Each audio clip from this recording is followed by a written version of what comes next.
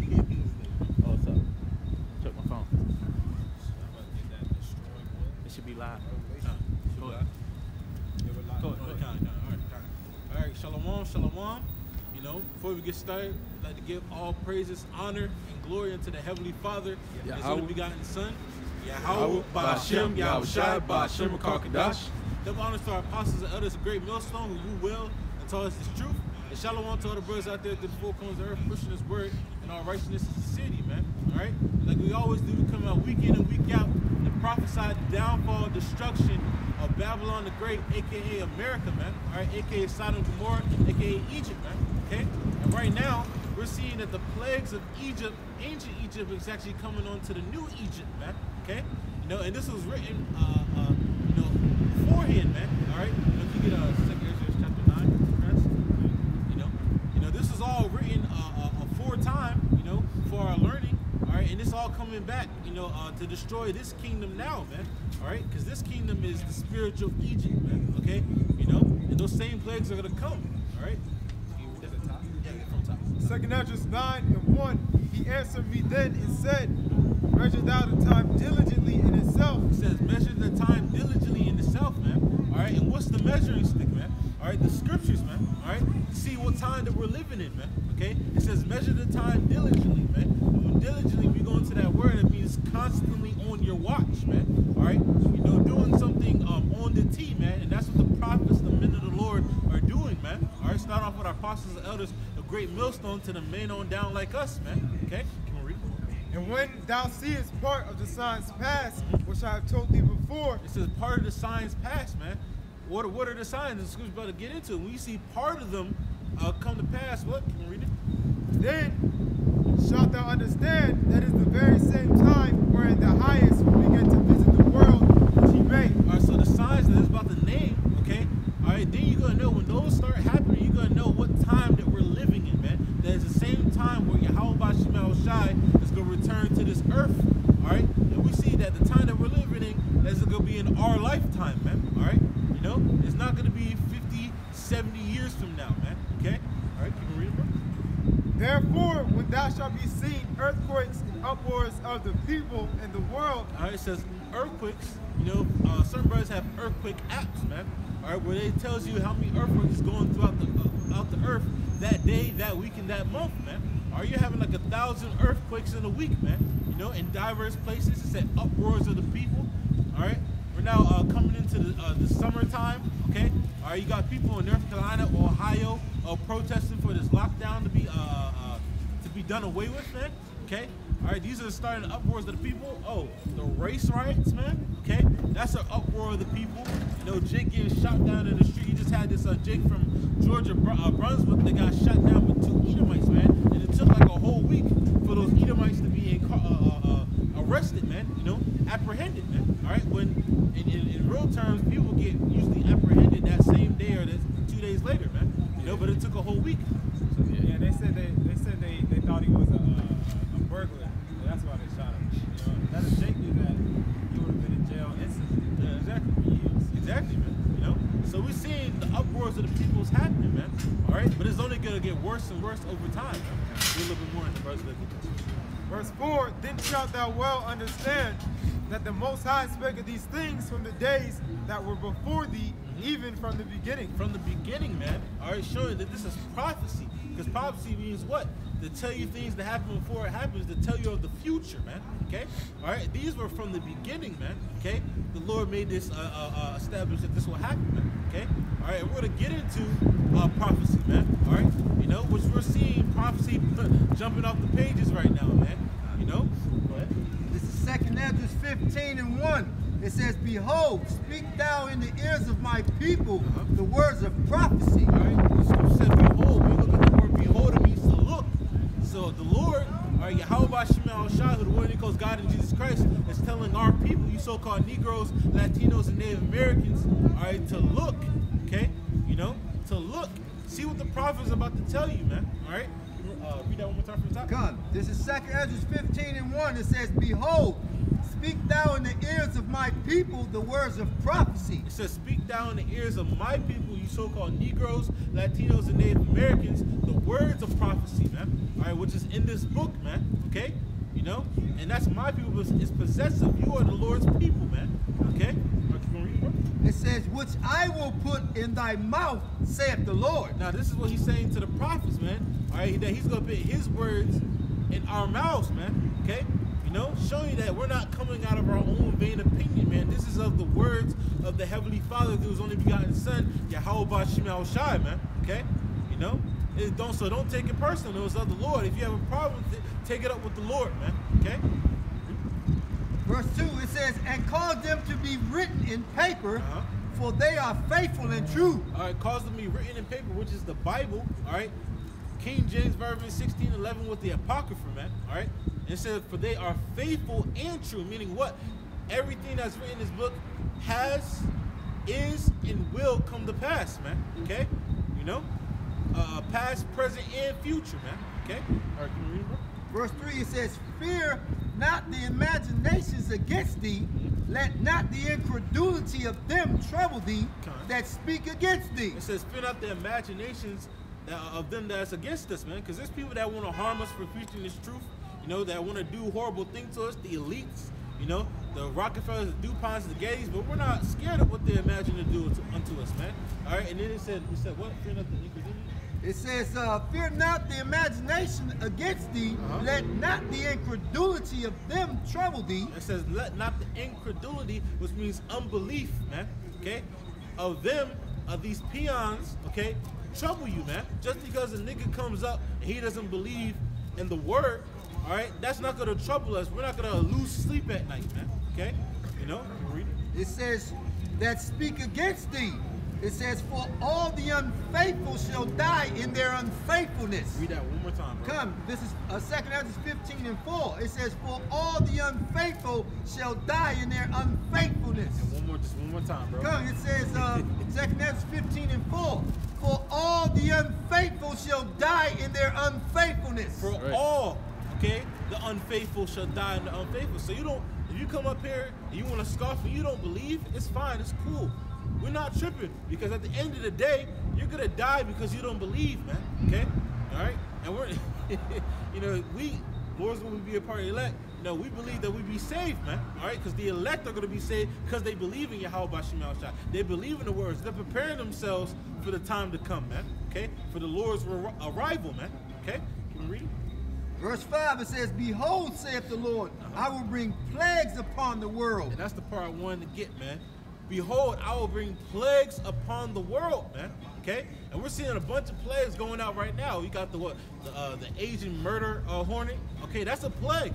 Okay, giant insects, man. You know, you see videos of this giant hornet going into beehives, decapitating the bees, taking over the beehive, killing rats. You know, New York rats, man. Yeah. At that, man. That shit's crazy. Jones is like dogs, and you know, man. it was all predicted on The Simpsons too. Yeah, it kind of. Yeah. That shit is crazy. And that shows you, man. Esau, he's telling you, man. He's showing you what he's doing. That's right. You know, his tongue is falling upon himself. That's right. But then you also have what? Another plague that's coming, right? That's actually already here. The Asian gypsy moth, man. Okay.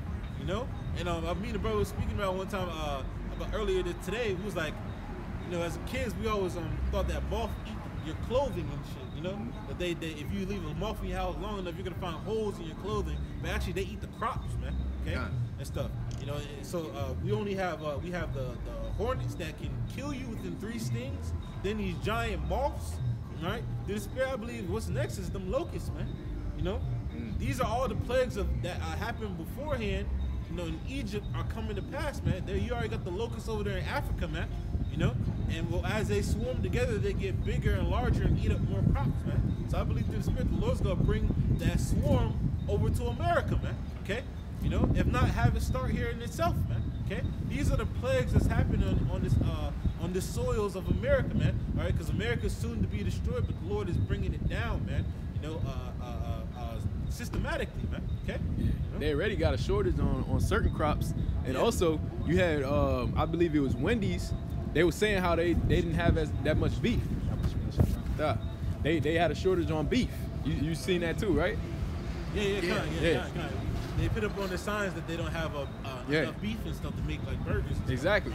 So that's the Lord bringing that plague, man, the famine. You know? Yeah, I think it was like 1/4 or something of the change. Yep.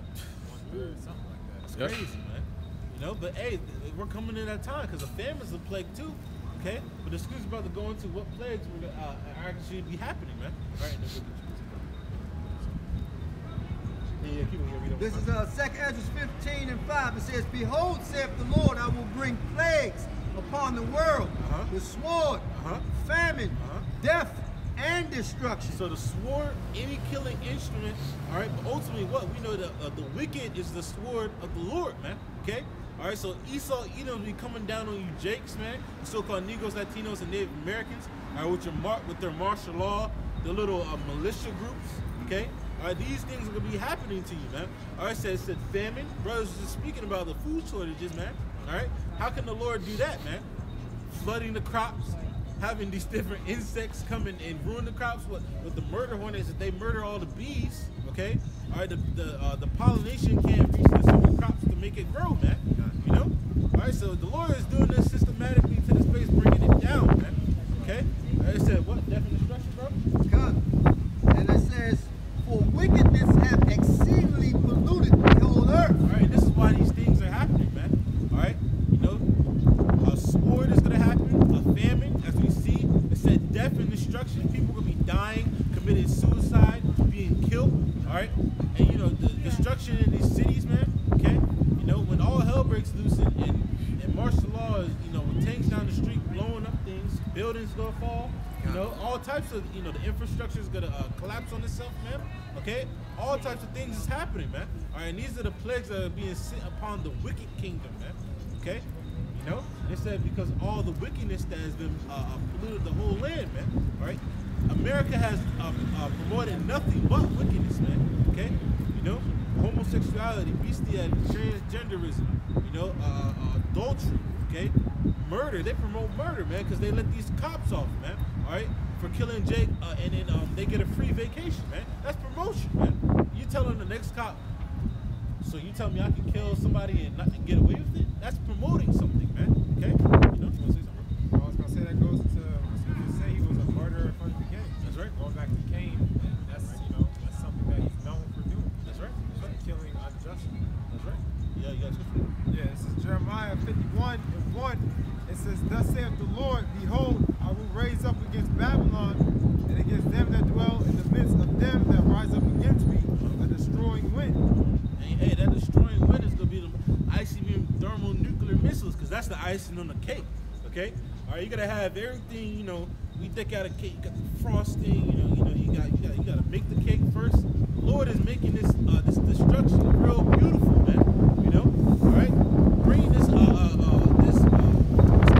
damn place, okay, you know, to what it really truly deserves, man. All right, destruction, man. Okay, you know, because this place has been nothing but hell until these so-called Negroes, Latinos, and Native Americans, and Israelites, man. All right, but you love it here yourself. So the Lord's gonna show you why, in the first place, that you're not supposed to love this place by bringing it down, man.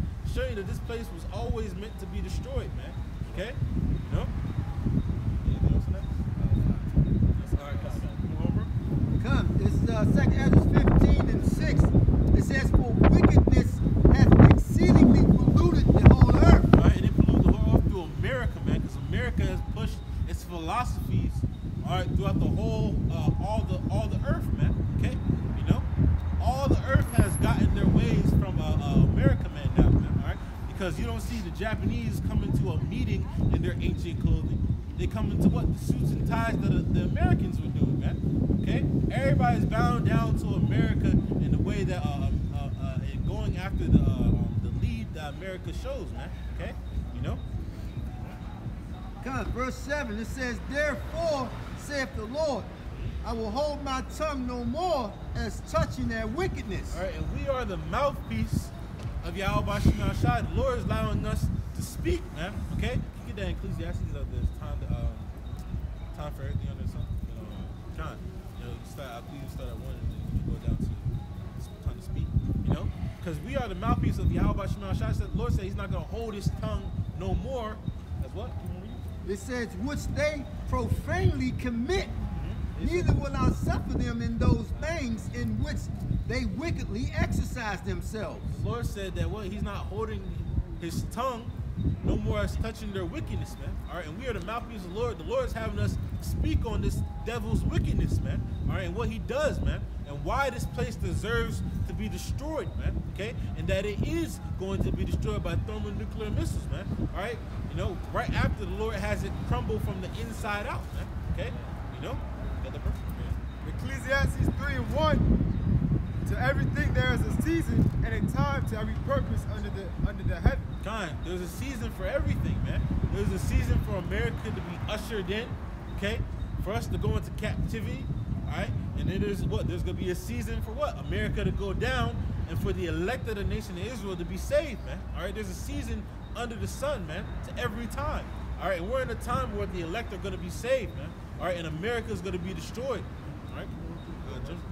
Jump down to, she said, time to speak. Yeah, it should be like around verse 5. It says, a time to weep and a time to laugh, a time to mourn and a time to dance, a time to cast away stones and a time to gather stones together, a time to embrace and a time to refrain from embracing.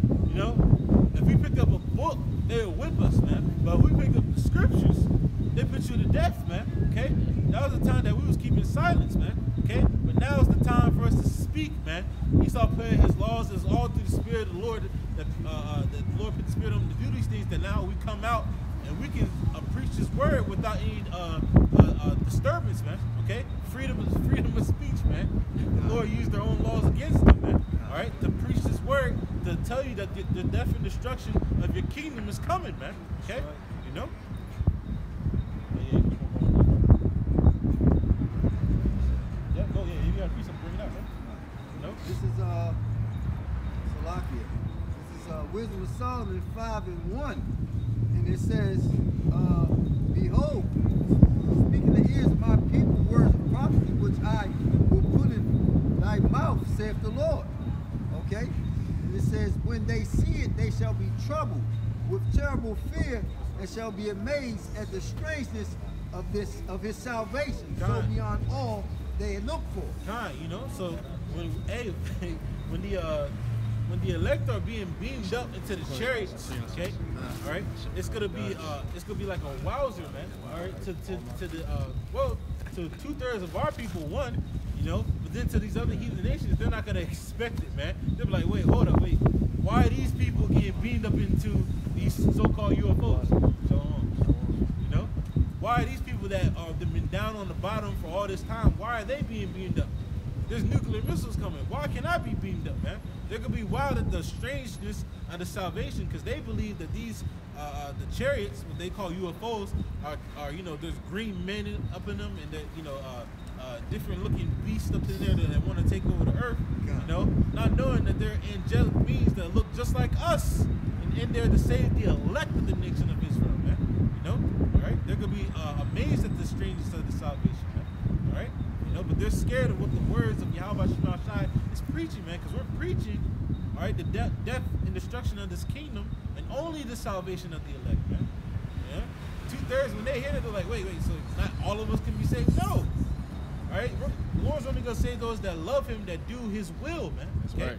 You know? And then for the heathen, there's no hope for you, man. All right? It's best for you to leave America, man, and go to your country, man, because you got a better chance of living, because everything in this place, America, we wiped clean, man.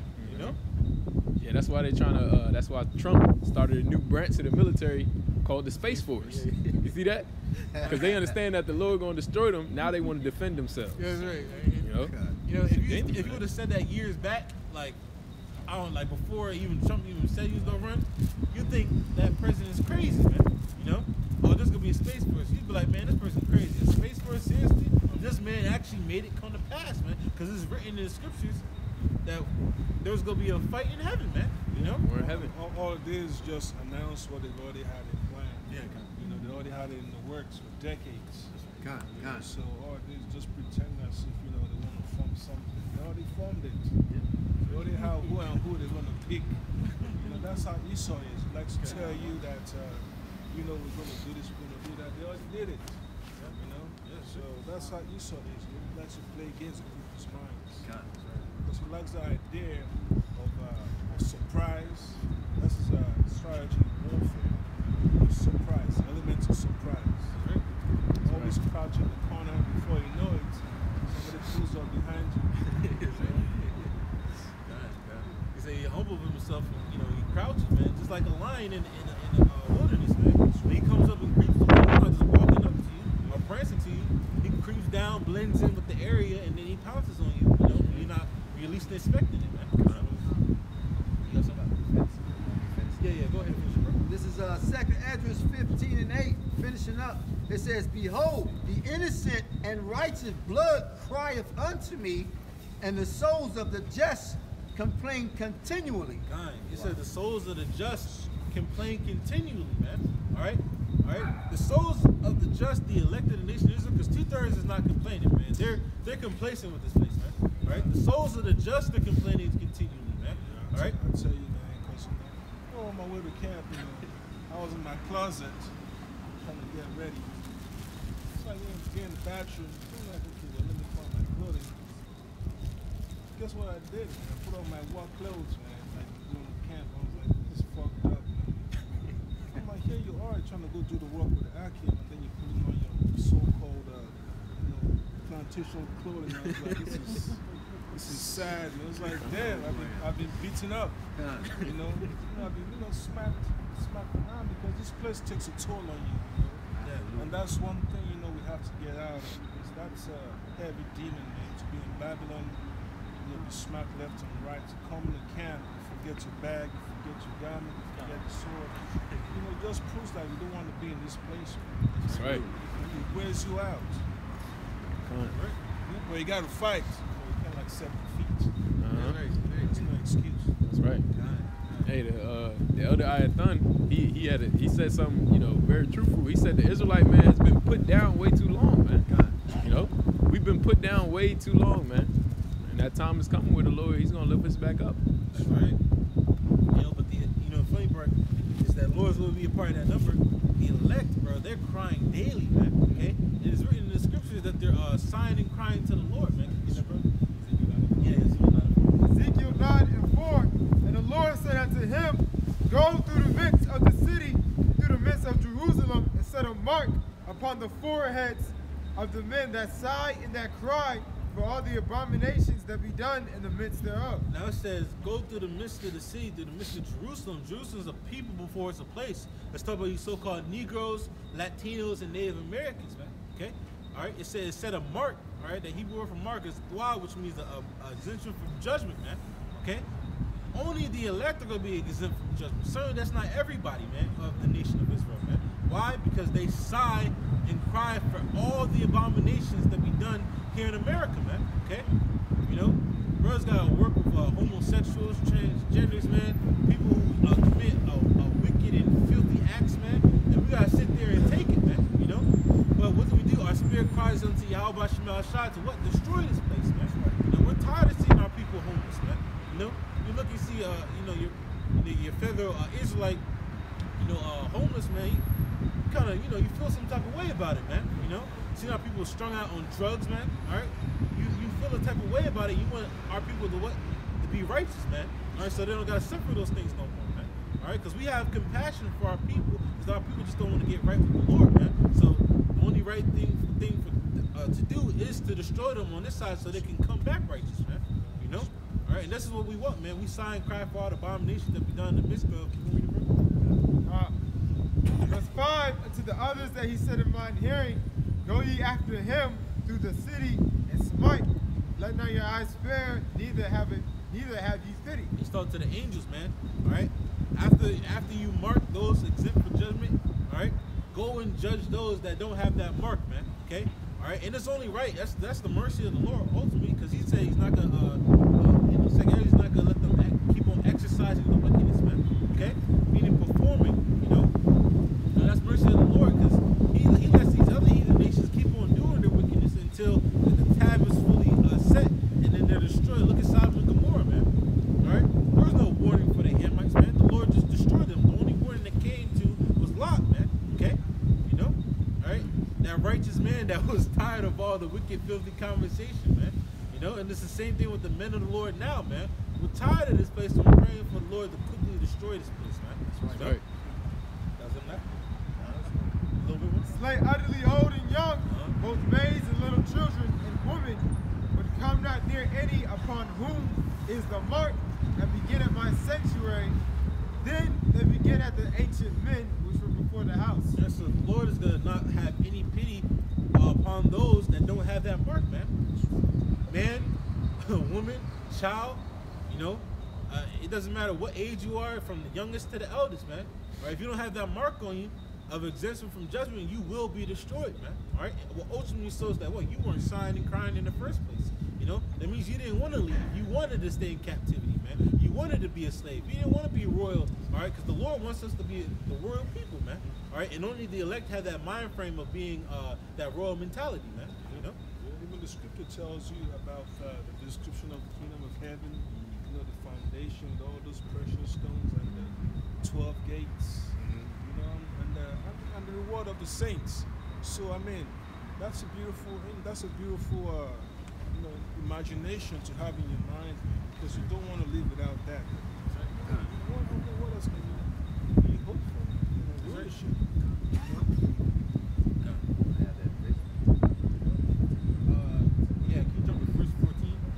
This is 2nd Ezra 15 and 14. Woe to the world and them that dwell therein. It says, for the sword and their destruction draweth nigh. It says, woe unto the world and them that dwell therein, because we're coming into a time of death and destruction. Okay, so woe unto the world and them that dwell therein, man. Okay, you wanna dwell in this place. You wanna conform to this world. You're friends with the world. Woe unto you, man. Okay, all right, because your destruction is coming nigh. So this is what instruction be 15 again. God, this is 2nd Ezra 15 and 14. It says, woe to the world and them that dwell therein. It's lucky, bro, because if you think about the state that Ezra was in at that point when he see the vision, that he was doubt his mind. Yeah, kind of. Because the things that he was seeing, he never seen before. Missiles flying, people dying at alarming rates, man. Because a lot of people don't realize a lot of horrific things happen in the ancient world. But what he saw topped it all. Matter of fact, you get Daniel 12, 1. Just imagine it for like you wake up in the middle of the night and you have a dream, so you kind of scared the shit out of you. Yeah, God.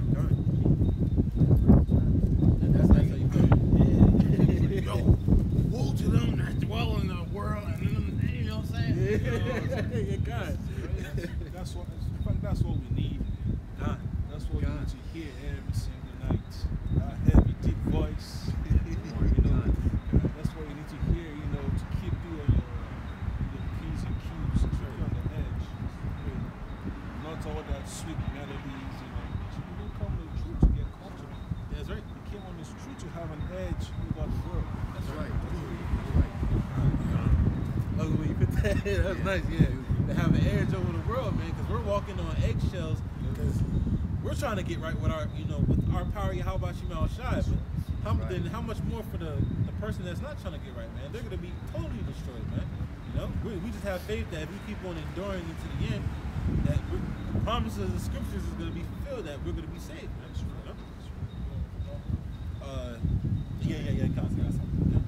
It says, Daniel 12 and 1, and at that time shall Michael stand up, the great prince, which standeth for the children of thy people, and there shall be a time of trouble, such as never was since there was a nation, even to that same time. And at that time thy people shall be delivered everyone that should be found written in the book. And that's talking about the elect, but it said a time of trouble that the Archangel Michael is having to stand up, man. And that's one of the top angels, man. So you tell me this the time that we're about to come into is about to be that bad that an archangel has to come? It shows you the magnitude of just wickedness and evil that's gonna just be out here, man. Alright? That the elect are gonna have to be shielded, man, you know, by the angels, man. You know? It's gonna be that bad here. And brothers, like I like to say is, you know, just how we describe the kingdom of heaven, but it's not, our words have no justice to what's actually what's gonna be. It's gonna be the same thing with the destruction and the hell that's about to come. We're telling you things that, you know, is gonna happen. All right, give you different scenarios, but the things that we say in the word is not going to actually give it true justice until it actually happens, man. You know, when the Lord brings the destruction, it's going to be terrifying. The elect are going to be scared, but they're going to trust in the Lord at the end of the day. That's right. Because you know how, you know, when brother read that the Lord, I mean, the angel Michael should stand up, you know, for those of our people, the nation of Israel, whose names are found written in the book. That's only for the ones whose sins are called by the Lord the House Shah. Right. Because when you tell our people that, you know, not everyone's going to make it, they think, you know, that you're telling lies, you're just making up doctrines. But that's not the way, you know, the world sees it. They think that, you know, everybody got to make it. Like, nah, it's only for, you know, the narrow path. I want to take the narrow. Yes, sir. Let me just read this one out. Right? So this is Matthew chapter 13, verse 47. Again, the kingdom of heaven is like unto a net that was cast into the sea. I can know what the sea is. Yes, sir. Right? And gathered of every kind, which, when it was full, they drew to shore and sat down and gathered the good into vessels. You know what the vessels are, right? So you're about salvation. But cast the bad away. 2 turns, right? So shall it be at the end of the world. The angels shall come forth and sever the wicked from among the just. Right. Right. So it's that simple, you know. The angel Michael coming for salvation at the same time destruction. That's right. You know, that's exactly what the missiles are going to come do, you know, to the ones that have been rejected. All right. So, What chapter was that, bro? Matthew 13, 47 to 49. It said, 49 says, so shall it be at the end of the world. The angels shall come first and sever the wicked from among the just. Then 50 says, and shall cast them into the furnace. Because they're dividing. The word holy means vision. Like basically, vision. Excuse me, no pictures, please. Pictures, no pictures. No pictures, please. Let's get back to it. But we were basically, what we was getting into is separating the whole from the sick. You know, so it's like, hey, he said that he's gonna sever. Yeah, that's the job of the physician. You know, to take out that cancer that's affecting the body. The sickness. Yeah. Take out the sickness. Yep. That's right. And I think in Isaiah it said our people are sick. The whole head is sick. You know, all of our people. Here's the difference. We're all sick, but there's levels of sickness like cancer. There's a level where you can't be healed anymore. Nothing but waits for you but death. You know. That's right. But the elect of the nation of Israel, they're called stages. Yeah, stages. Stages of cancer. I believe it's like 4 stages, if I'm not mistaken. I believe like stage 1 or 2 for 4.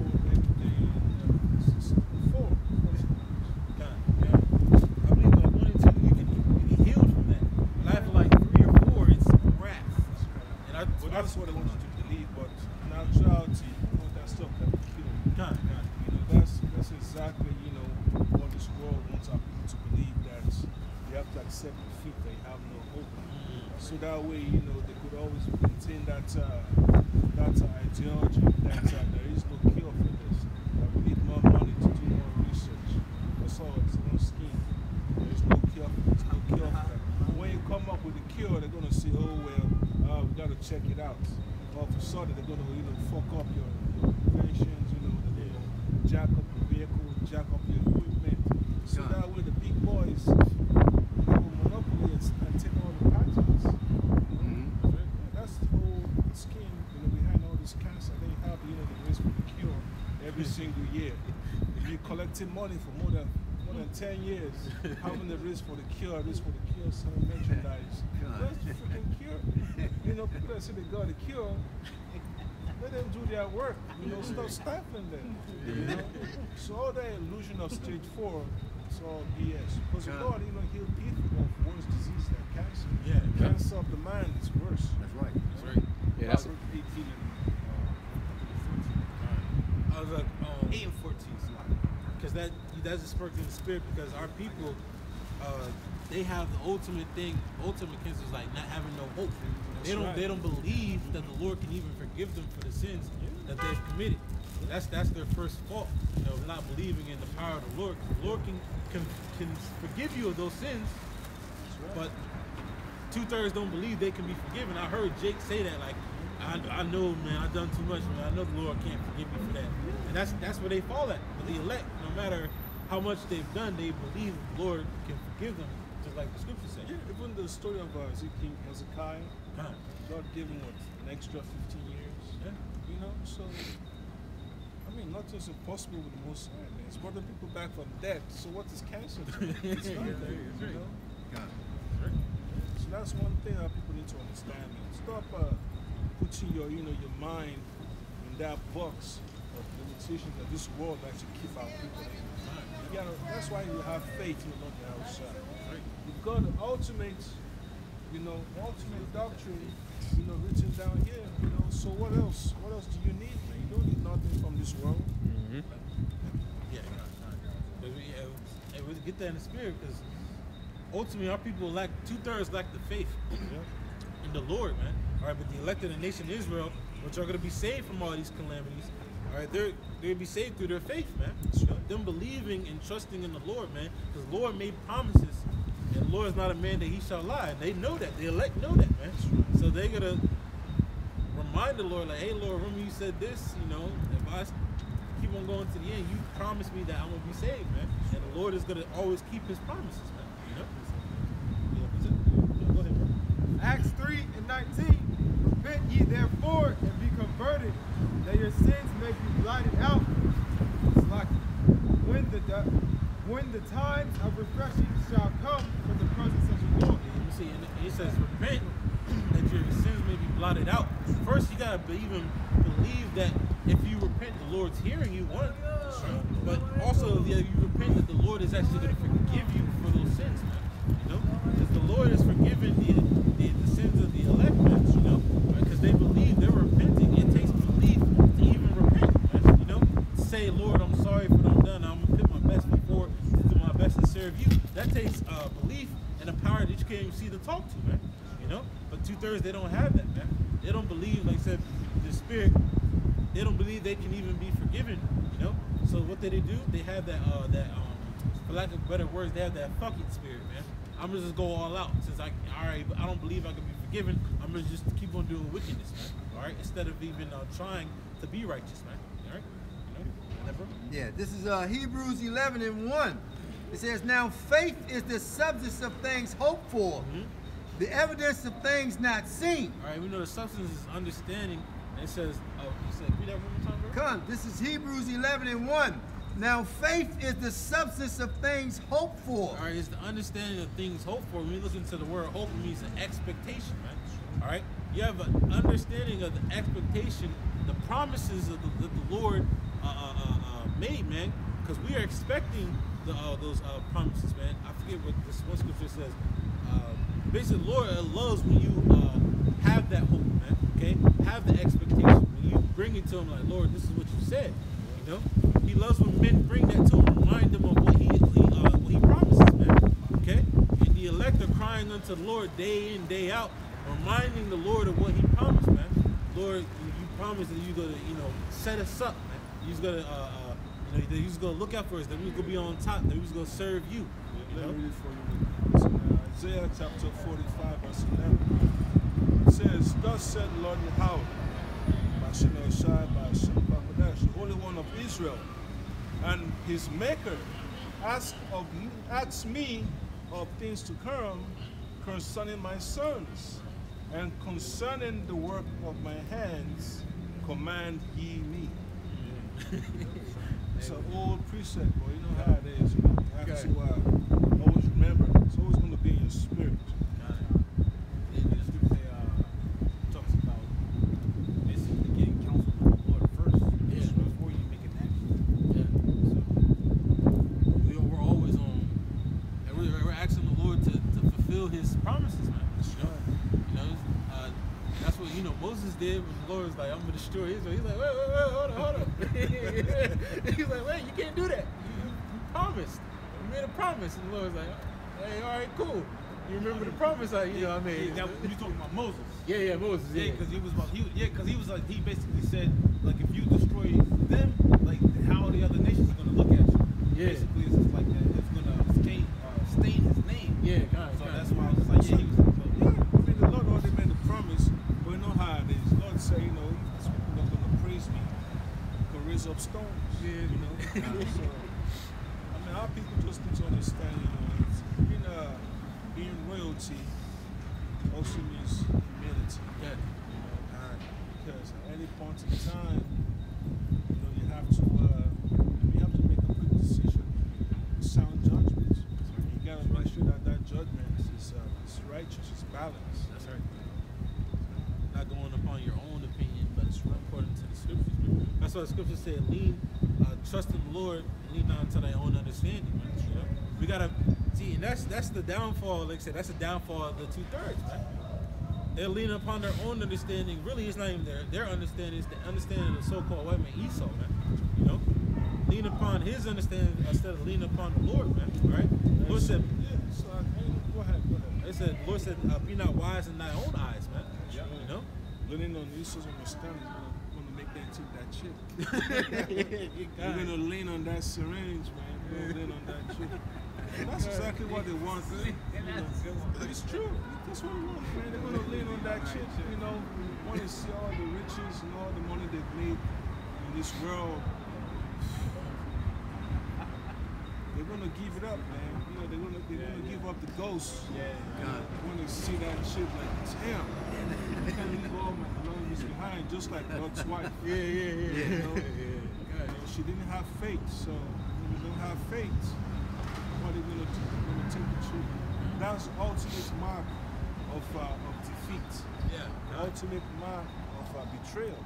It's a mark of microchip. Mark of the beast. What's that term? Our people are like Esau. Esau's a materialistic man. That's carnal. And stuff. With the elect, they have things, their treasures, and there's things that they're holding dear to them. Is the fear of the Lord. Brother, get that Isaiah 33:6. Treasure of the Lord. We have a treasure. That's the thing that you hold closest to you, that you hold dearly, that you hide away from people. That's the elect. The elect are holding the fear of the Lord. They're holding it close to them and keeping it within them. But 2/3 of people, their treasure is the things of the world. So if you don't, like I said with the chip, when they're saying, "Oh, we'll take everything away from you if you don't take the chip," they want to keep all their belongings that they so-called worked hard for, man. You think LeBron James is going to walk away from his millions? You think Michael Jordan is going to walk away from his billions? Oprah, all these so-called celebrities. You think they're going to walk away from their mansions?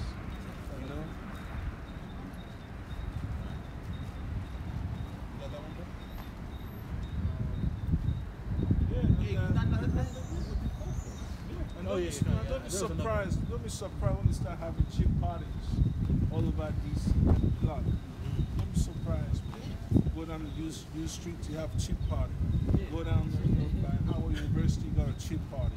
Go down by New York, Avenue, cheap party everywhere. Cheap party on the metro, cheap party everywhere. Cheap party, on the block at FedEx. Don't be surprised. That's right. Yeah, I think they already did that over there in Switzerland. Was it Switzerland or Sweden? Sweden, okay. And they got certain clubs that you can't get into unless you have that chip. Yeah, that was a long time ago. That was like 2 years ago. Yeah, I mean, Spain, 2 years, brother? It's more than that. It was like 10 years. More than 10 years ago. Damn. Oh, damn. Spain, all that. I take that back. So you know how it is, man. Get all these so-called crisis actors to 10. You know that they're excited about getting the chick. So, but it does, acting. People to make it look cool and all that stuff. So who cares if the actors get a chip or not? It's still gonna be strong anyway. You have some, bro? Yeah. This is Isaiah 33:6. It says, and wisdom and knowledge shall be the stability of thy time. I said, wisdom and knowledge shall be the stability of thy time. And then you go into Job 20:20, it says, the fear of the Lord, that is wisdom. All right, that is the wisest thing you can possibly do. And to get understanding, what understanding is to depart from evil, man. Okay? So wisdom and knowledge shall be the stability of our time. We're to depart from evil, okay? And we fear Yahweh Shem Shai, man, which goes into, we go into the fear of the Lord. It goes into the trust, you being obedient to the Lord, you respect the Lord, so you're going to do what he tells you. Then he's going to defend you, okay? In the day of evil, man, okay? All right, so read that part one more time, Come, this is Isaiah 33:6. And wisdom and knowledge shall be the stability of thy times, and strength of salvation. The fear of the Lord is his treasure. All right, so the wisdom, which is the fear of the Lord, and knowledge of these scriptures is going to be stability of our time. It's going to keep us stable-minded. All right, I believe when you go into the word stability in Hebrew is amawan, which means faith. It's going to be your faith, man. Our faith is in the fear of the Lord, man. All right, fearing Yahweh Shem Shai, man. Okay, That's right. all right, because ultimately he's the power that is to give life or death, man. Yeah, that was 33, right? Because when you read earlier, it basically talks about famine. And then, so that's why it says wisdom and knowledge should be the stability of thy time. The reason why, because you famish. You don't have anything, it's not of your desire. It's of the Lord. So that's why to be spiritual minded is life and peace. But to be carnally minded is life is death. Now, there's no life in it. That's right. And if you're famished, the carnal starts to come out. But if you are a spiritual man, you're gonna suppress that carnality because you trust in the Lord. And That's then right. what?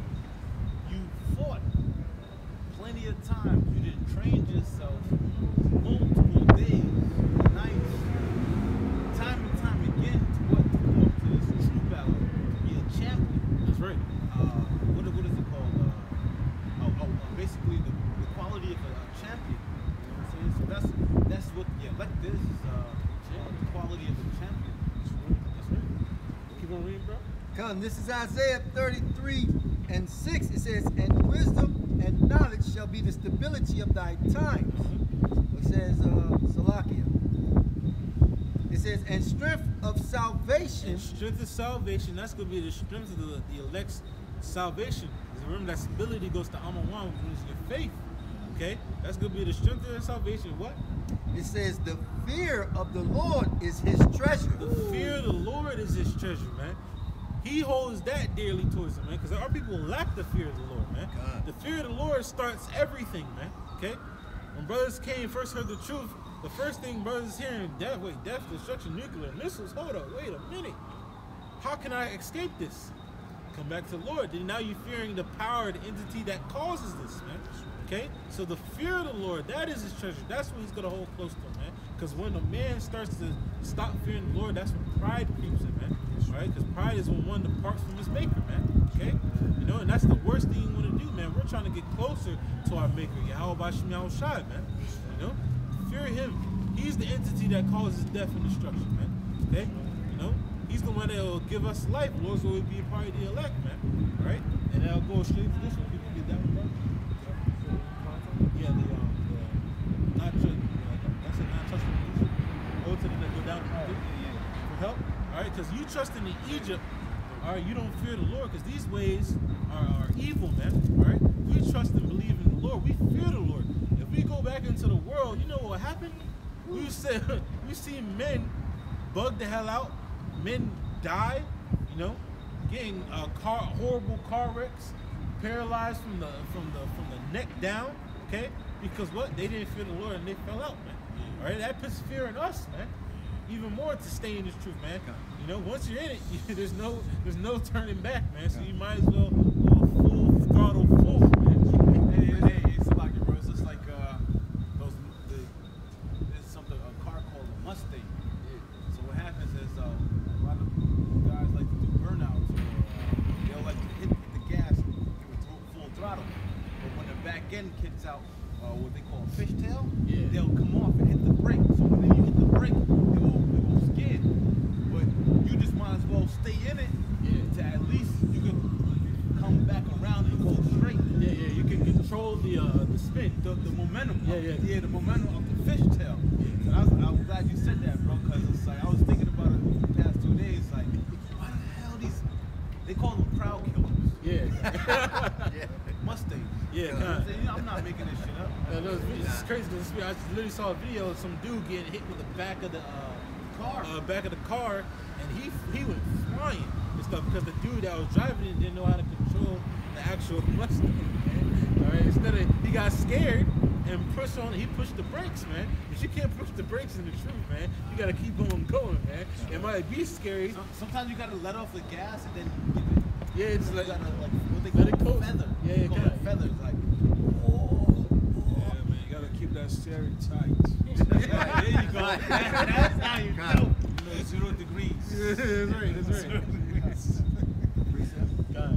This is Proverbs 3 and 5. It says, trust in the Lord with all thine heart and lean not unto thy own understanding. That's right. Your own understanding will make you think, you know what?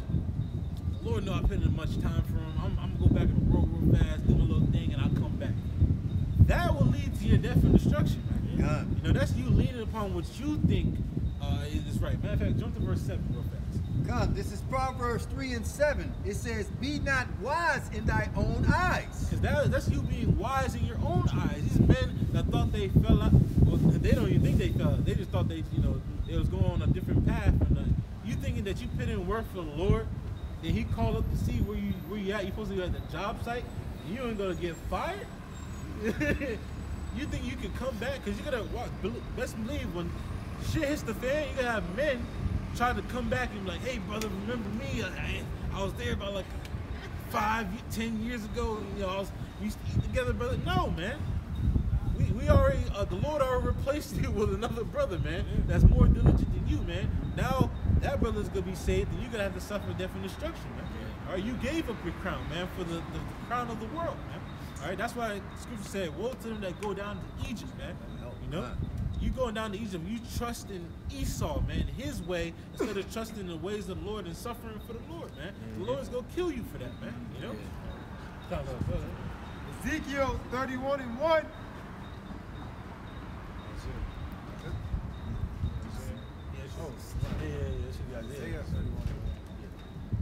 You know, because our people, that's another, like I said, going into the downfall of our people and uplifting of the elect, they're not paying their trust in Esau.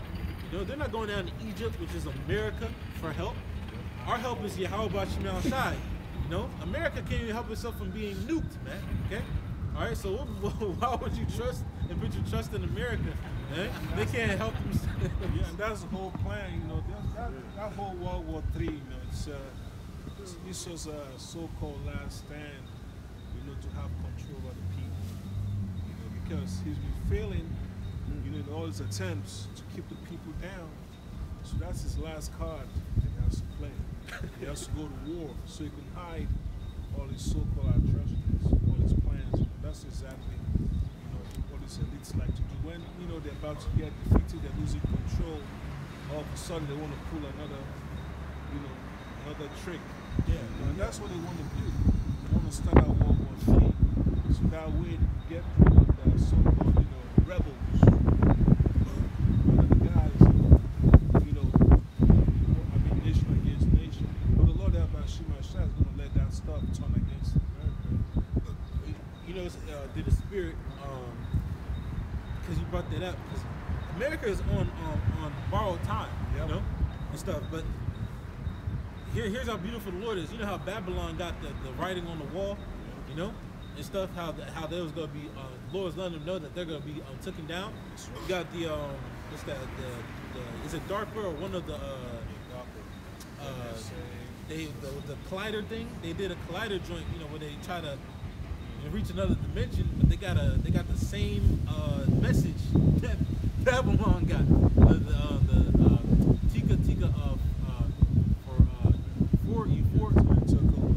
yeah, kind of. You know, they got the same exact message, man, from the Lord. That was of the Lord because they put it together and they was like, yo, what the hell? They didn't know what it meant, but then they had a Bible scholar come and tell them like, yo, you just got the same message in Babylon. They're showing that America's Babylon the Great, man. They're gonna get the same. Their judgment is gonna be, I would say, the same judgment as Babylon, but they're gonna be taken down. Yeah, the Lord put the writing on the wall for them.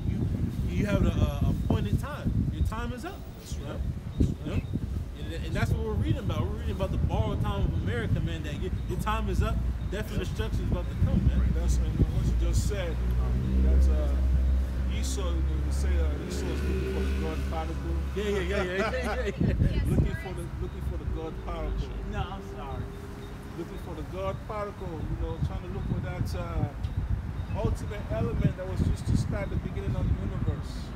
You know, but you can't. You don't have access to that information. That's right. You don't have access to it. You know, neither will you. You don't have an idea of how the universe was formed. You tried to and got a whole message of this definite destruction. Yep.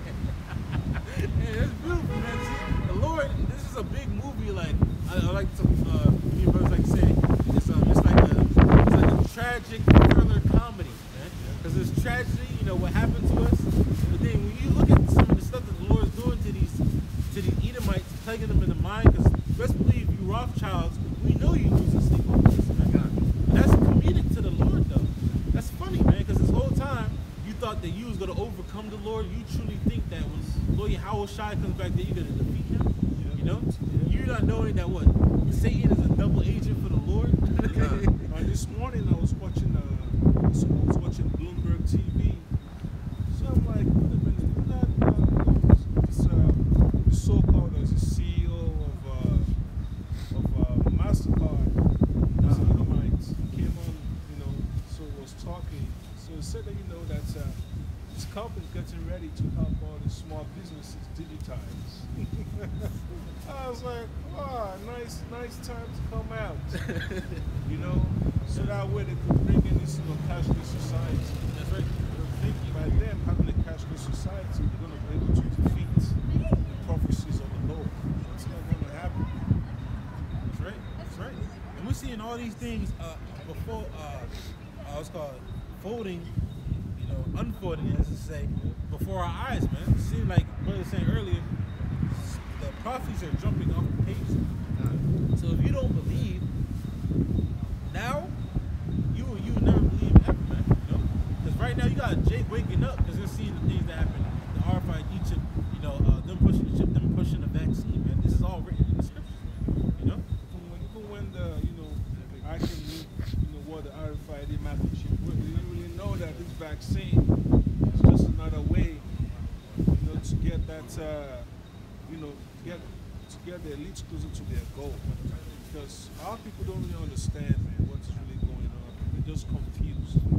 They think everything in life is all about, going to work, building the house, having a job, but it's more than that, Israel's meant to rule, man. Okay? And these Edomites are actually, like the scripture said, according to the prophecy, the elder shall serve the younger, man. That's what was meant to happen. We are not meant to serve these Edomites, man. That's why I said, the Lord said, seen servants upon horses, man. Princes, Yeah, even when you play, basketball, you play any type of sport, you're tired of playing catch up. You just dream of winning. Yeah, at least win a set or something in the whole game. It's true, man. It's embarrassing. They get a text message, man. Hope you win a good game.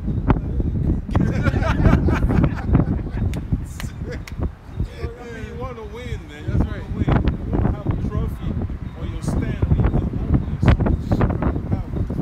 That's why this children, it's important to encourage them to do their best. That's right. You want to have your child be a second-class citizen and all that stuff. You can't put in them that spirit of defeat. You gotta keep pushing them, to achieve more.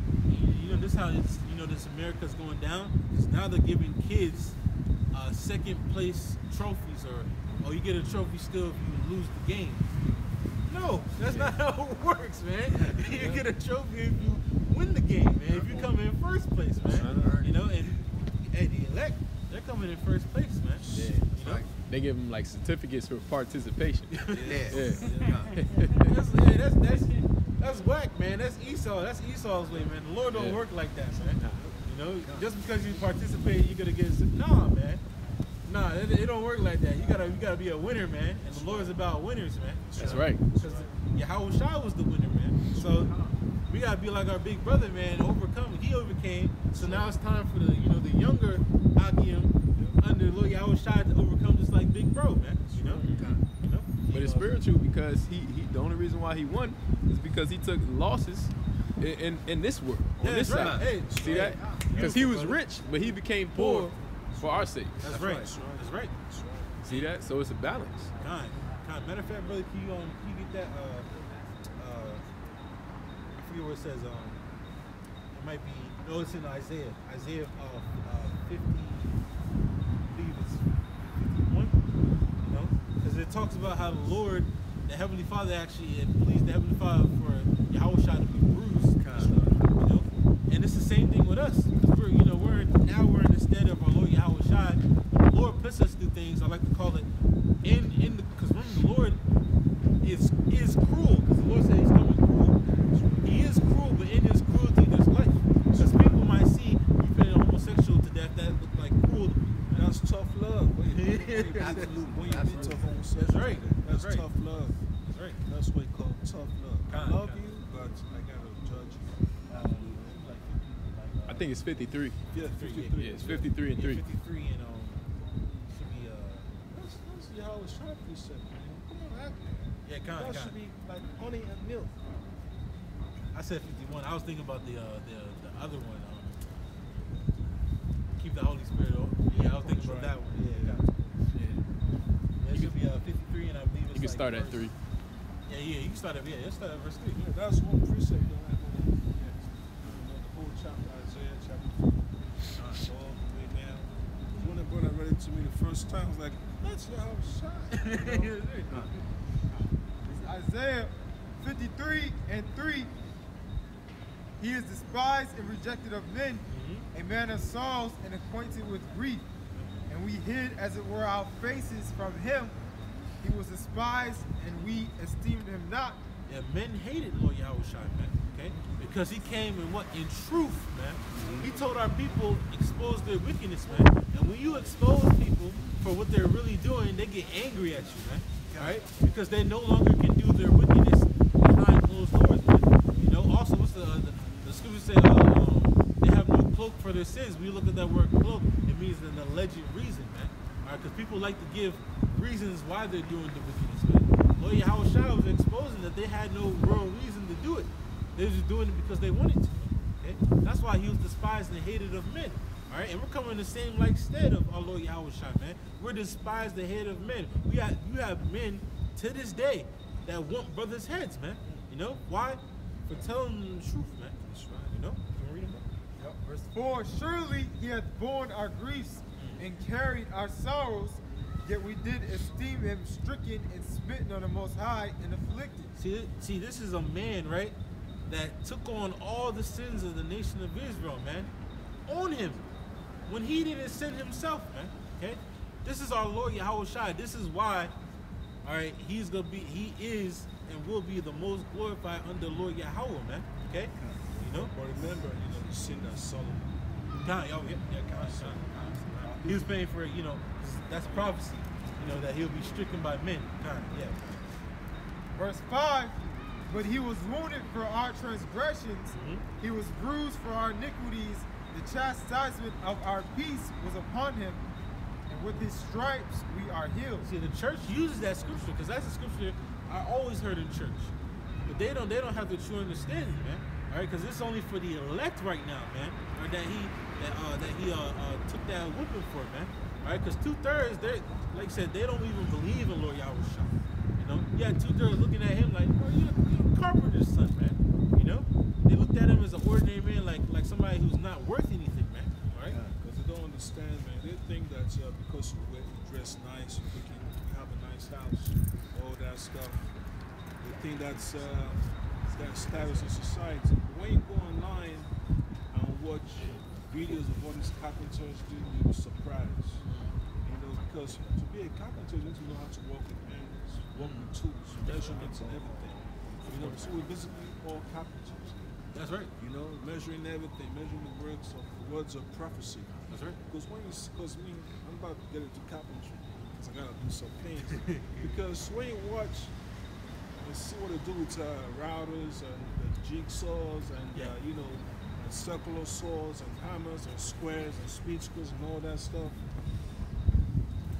you're like, damn. And then you start getting into the drill bits, different type of saws, number of teeth the saws have, and all that stuff. You're like, wow. Be precise. Wow. And then you gotta get into the plastics too, the plumbing. I'm like, wow, this is serious, man. So just let you know that Howard Shaw was not an ordinary man. Being a carpenter, you need to have a vision. You know, just like all this right here, you don't need to use metals and glass. You just use wood. But it takes a skilled carpenter to put all this together. And sometimes what happens is you're a carpenter. I used to do carpentry. You'll come into something called a knot in wood, and there will be like a black spot in the wood. And even though you hitting a hammer on a nail hard as you can, but the nail will eventually bend due to the knot because it's just, the wood is just so strong in that specific areas. That's what they call knots. You can look it up. So that's why we had said that you gotta be skilled. So when you feel a knot you can sometimes you can see it, but then you can feel it too. There's usually 2-3 bangs if you're good enough. 2-3 bangs, boom, boom, pow, and that bit nails in there. And, but other than that, it's like you like boom, boom, boom. It's like what's going on here? You know what I'm saying? Because some people are careful, but then some people they're just so skilled what they do that it's like pow, pow, boom, and maybe it was in. But other than that, it's just like you be hitting it, and then knot is there. So it's like you kind of you got to be skilled when you messing with wood. Metal is different. There's no really blemishes in metal to where like you got a drill bit. Once it's in, it's out. That's it.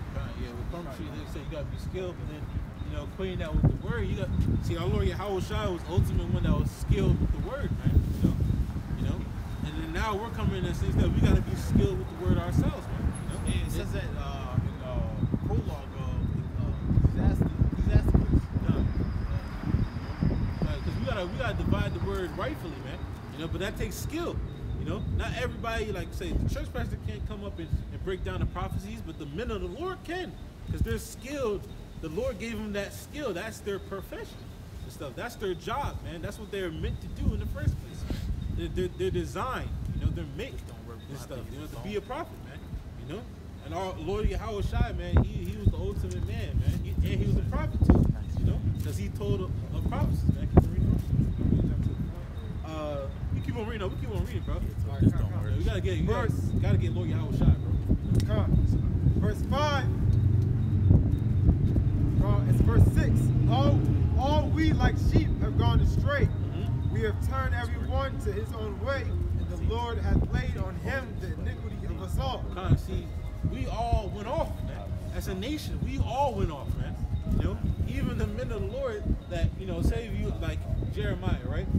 Was doing the will of the Lord, all right, until he died, right? Right? But then guess what? Jeremiah came back in different captivities, man, not knowing himself, you know. And guess what? He sinned. So we all went off, man. All right, but Lord Yahweh Shai, he came in that incarnation of Yahweh Shai, not sinning, okay? He took on all the sins, man, you know, of the nation. This is why he is to be glorified, man. You know? Verse 7. He was oppressed and he was afflicted, yet he opened not his mouth. He is brought as a lamb to the slaughter, and as a sheep before her shearers is dumb, so he opened not his mouth. See, another thing is that our people don't realize that our Lord Yahweh Shai was in slavery too under the Romans, man. That's captivity, because we had to pay tribute, man. Right? That's another reason why Esau is gonna get it too. He put the Lord in captivity and stuff. He was under the Romans, man, and stuff, man. So that's another reason you gotta pay, but our people don't realize that, man. He was in captivity, he was oppressed, okay? You know, what else, bro? Read that one more time. Verse 7, he was oppressed and he was afflicted, yet he opened not his mouth. He is brought as a lamb to the slaughter, and as a sheep before her shearers is dumb, so he opened not his mouth. Yeah, he didn't open his mouth against what was happening to him because he knew that it had to happen for us to even be brought back to the Father, man, through him. He knew the mission, man. He didn't give up because the mission was hard, man. He said he was afflicted, man. You know, if you got niggas out here coming into the truth, or say they come into the truth, and then they give up, man. Don't you realize, Lord, Yahweh Shai didn't give up? You know, that's the mind frame that I have, man. I can't give up on the Lord. The Lord didn't give up on me. That's right. You know? John 17. God. You get that, bro? Verse 8, he was taken from prison and from judgment, and who shall declare his generation? For he was cut off out of the land of the living. For the transgression of my people was he stricken. Okay, brother. And he made his grave with the wicked and with the rich in his death, because he had done no violence, neither was any deceit in his mouth. So he went to the grave, right? Usually, the men, even with the wicked that was dying, man. Okay? Because he was up there, matter of fact, he was up there with a man that was wicked and a man that was trying to receive a salvation. Like, Lord, look, I want you, like, can I be saved and everything? Can I see you in the kingdom? He's like, I got you. One that believed and one that didn't, man. Yeah, because you know how it is. When it says, when it says, and he made his grave with the wicked and with the rich in his debts, because he had done no violence, neither was any deceit in his mouth. Which is someone that great, above, on the face of the earth, should have something more special than so-called great. Shouldn't have died dead like that, but he was humble. He had to come as a man, in the flesh. So that's the nature. Because when like all those Romans, all those Egyptians, they always say, they are gods and all that stuff. They expect to have like a special Sendth and all that stuff. That's what they outside. Just an ordinary burial.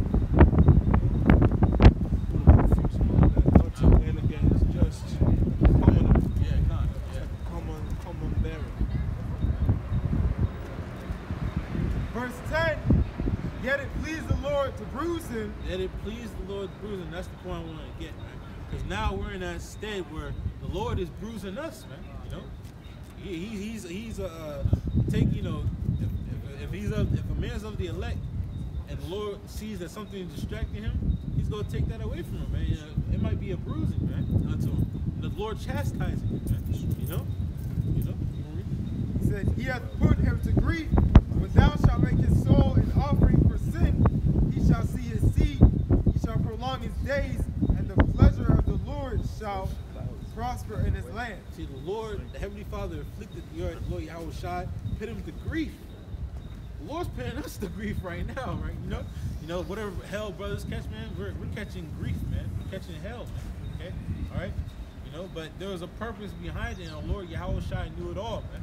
He knew that there was a purpose behind it. We know that through the suffering that we're having right now, there's a purpose behind it, man. That's right. When you know the purpose of something, then you're able to go through with the plan, man. So if you don't know the purpose of something and you're doing something, you're not gonna follow through because you're not gonna you're not gonna have the vision. Like you said earlier, you're not gonna have the vision of the end result. The end result that we want is the kingdom of heaven, man. You don't want to go through the suffering. Yeah, that's right. That's right. Yep. This is 2 Corinthians chapter 4 and verse 17. For our light affliction, which is but for a moment, worketh for us a far more exceeding and eternal weight of glory. You said the affliction that's only but for a moment, because really this is seconds. Seconds, minutes, man. Okay? It's only but for a moment. All right, and then after that, what? We get the kingdom, man. That's right. Being crowned by our Lord Yahweh Shai, man. Decked out crowns, man. Getting, the royalty behind it. Him just being looking at you like, yeah, you did, yeah, you suffered, man. Now you go, I have your voice. Welcome, my son. Well done. Yeah, kind. That's right. Well done, my servant. If you look at it, we're the woman of the Lord, and something that we realize today is that women are super patient. So that we look at these days as days with the Lord. It's only like the brother said, seconds. It's only seconds. You know what I'm saying? So it's like when you're able to, what do you say, suffer or just basically just go through what you need to go through to get to the what? To the kingdom. You know, it's a far way to glory than what we're actually going through, because the Lord says He's going to repay us 100, not only 2. You know what I'm saying? So if you got $1,000 or $1 million, billions of dollars, He's not only going to, if you lost all of that, He's going to pay you 100-fold. It's not 100-fold of this world. Yeah, It's 100-fold according to the Most High. You know, that's how gracious the Lord is. You know, if you lose $2,000, you get $10 million. If you lose your life for the Lord's sake, you're gonna get something far much more than all the trillions Yes. that elites have. Because the poor, the so-called poorest in the kingdom of heaven is gonna be richer than these elites. Yeah. Just imagine. Yeah. The least of the nation of Israel is So-called brokest in the kingdom. They're the richest and all the wealth combined of the elites of the world. That's And right. if you think about why these people are sick and sad today, it's due to debt. It's due to the lack of funds and education that they have as far as how to take care of themselves. So they're gonna be in the kingdom, like he says, they're gonna be rich more than your elites today. Because they don't know how to take care of themselves. That's why it's gonna say, we shall be a wise and understanding people. That's right. We're gonna, it's like, it's like, they're gonna be like, oh my gosh, like, it makes so much sense.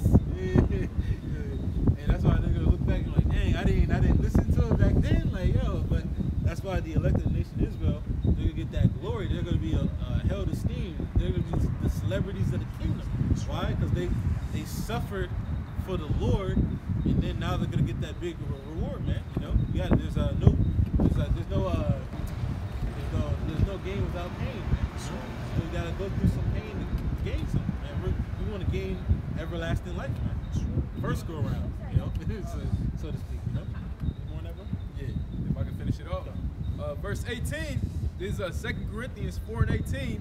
While we look not at the things which are seen, but at the things which are not seen. Right. For the things which are seen are temporal, but the things which are not seen are eternal. Time.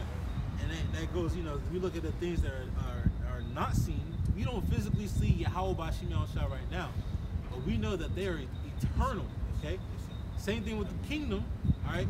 We can't see it physically right now, all right? But we know that that's coming, and it's about to be an eternal kingdom, all right?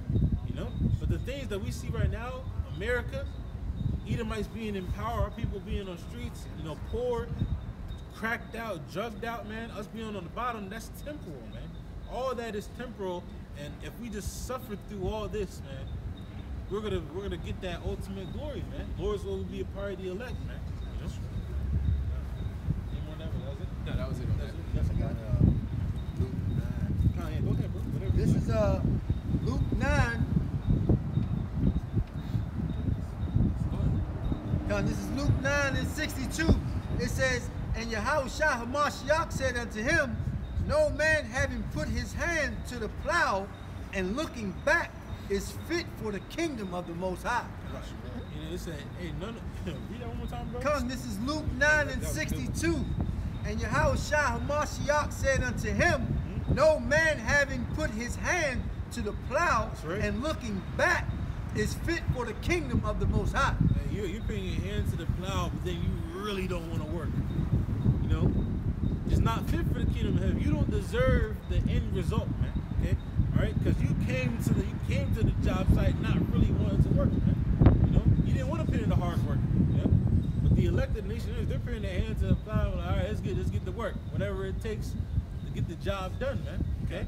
And The Lord's will we be a part of the elect, that we're in that stead of that being, you know, those hard workers, man, to get that work compensation, man. You know, that work compensation and the best retirement plan ever, man. You know? Let me read this real quick. This is from 2 Thessalonians chapter 3, verse 10. It says, "For even when we were with you, this we commanded you, that if any would not work, neither should he eat." So, on the kingdom, you gotta work. I believe it says in Isaiah 1 and 19, it says, if you be willing and obedient, you should eat the good of the land. Be willing and obedient, you know, that's part of you know, that's part of work, because not only you're willing, that means you want to do it, you're obedient to the will of the Heavenly Father, which takes action. To be obedient is a verb, you know. So we work.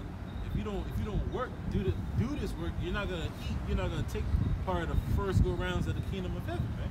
You know, you're gonna have to be born into the kingdom, be told about what happened, man. It's Isaiah 1 and 19. "If ye be willing and obedient, ye shall eat the good of the land." You keep verse 20, because that's the verse 20 is to describe the 2/3, man. Because 19 describes the elect, man. You know. Right.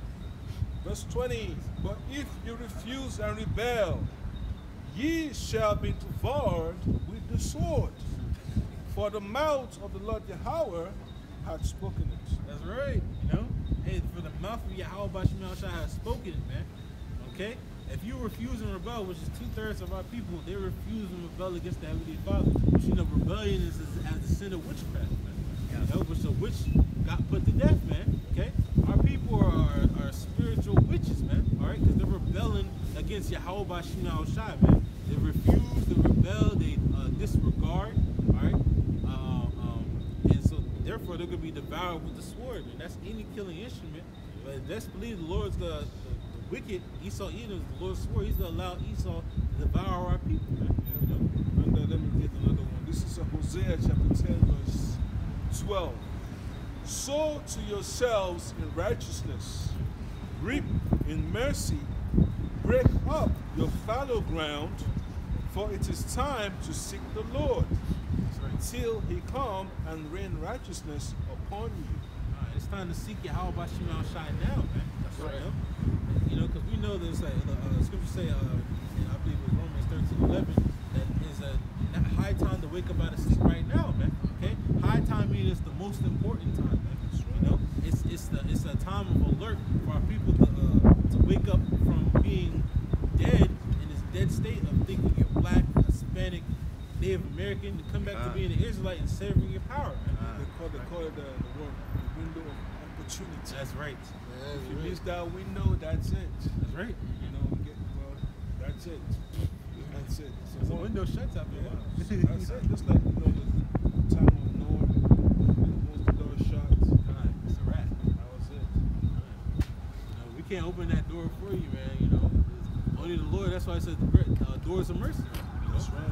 You got, you know, the doors of grace. That grace period, man. That it's closing, and we're in the time that it's closing faster and faster, man. You better slide through. You know, come to the Lord while you can, because soon He's not gonna be able to be found. Lord don't care if you come in with your knee, without your kneecaps, your elbows, just, slide in there. Slide in there. So don't care if you're paraplegic. God. Just get in there, man. Get in, don't mind folks stomp on you. That's right. As long as you make it in. I got some. Get cut. This is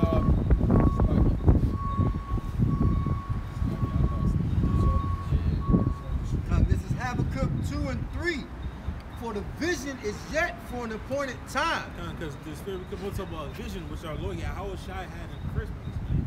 You know, he had the vision, man. Okay, and he knew the prophecies, man. Okay, and same thing with the prophets. That we know the prophecies, man. Okay, all right, because we know that the vision is what? Yet for an appointed time. It's for an appointed time, meaning it has a time to play out, man. All right, the visions of the scriptures have, is, and will happen, man. Okay, no, past, present, and future. Okay. It says, but at the end it shall speak. At the end it shall speak. The things that haven't came to pass yet, it will happen. Because remember it said the Lord is not man that he shall lie. So if he said these things are going to happen, they will happen. Because these words in this book is faithful and true. Okay? Always remember that. No matter what people will try to say, remember what the scriptures say, that these words are faithful and true, man. Okay?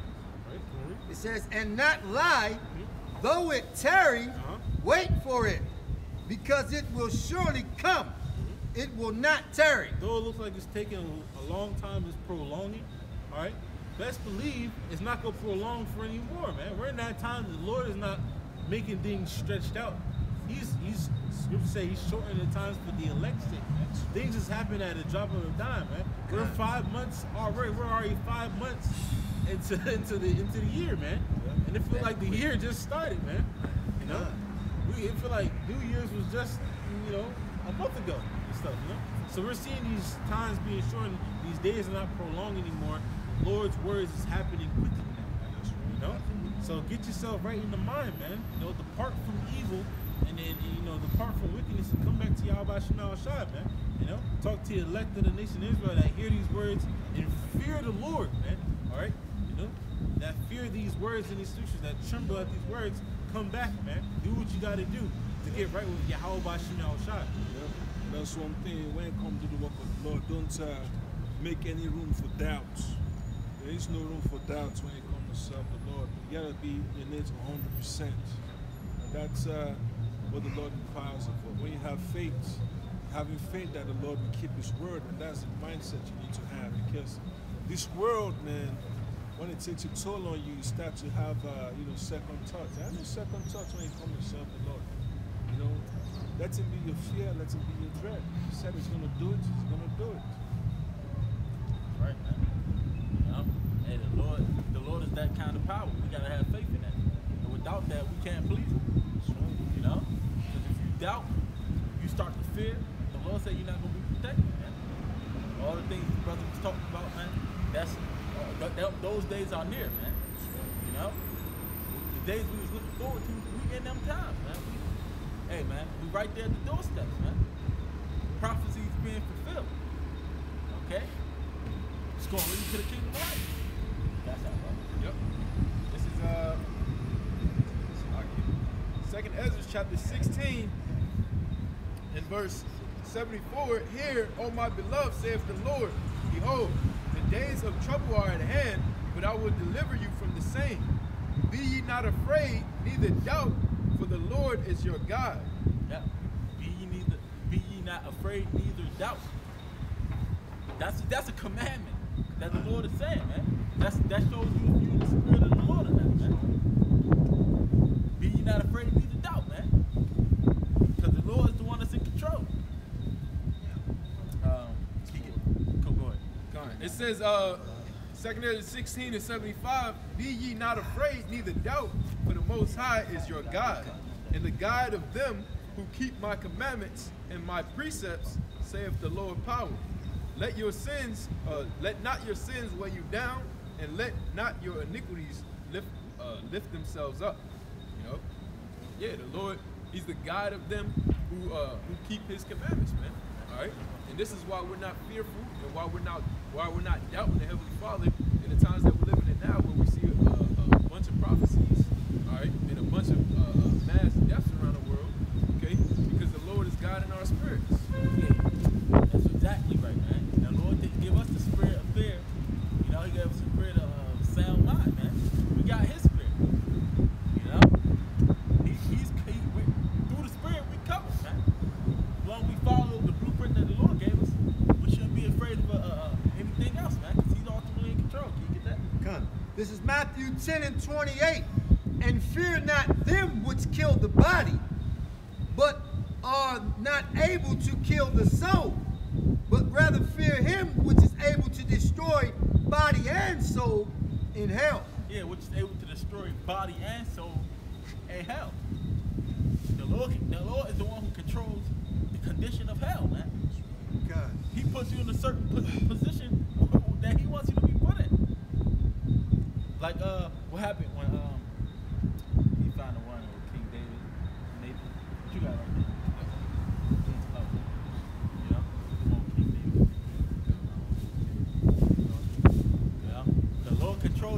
situation that King David was in, man. He said that he had after he committed the adultery, you know.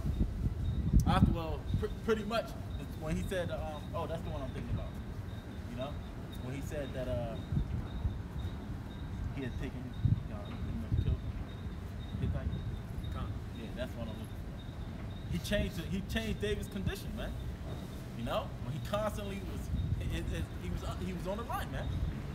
You know, he had to go through some things. That's the condition of hell that the Lord has control over. Now we know that the times is coming where the Lord is Jacob's trouble. You know, and they get that. You know. Huh? Oh, go ahead, get that. This is Deuteronomy 32 and 39. It says, see now that I, even I, am he. There is no power with me.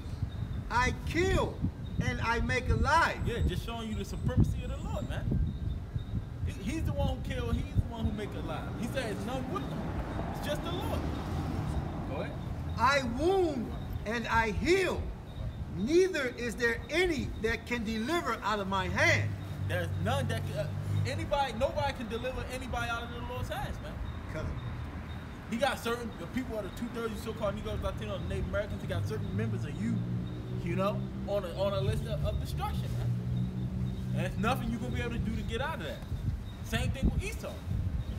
You know, the same thing is on the reverse side. If he's your enemy, there's nothing you can do to get out of it. But if he's your ally, there's nothing that anybody else can do to get at you, man. Okay. You know? Was it more on that? No, is it on that? All right, you got take trouble.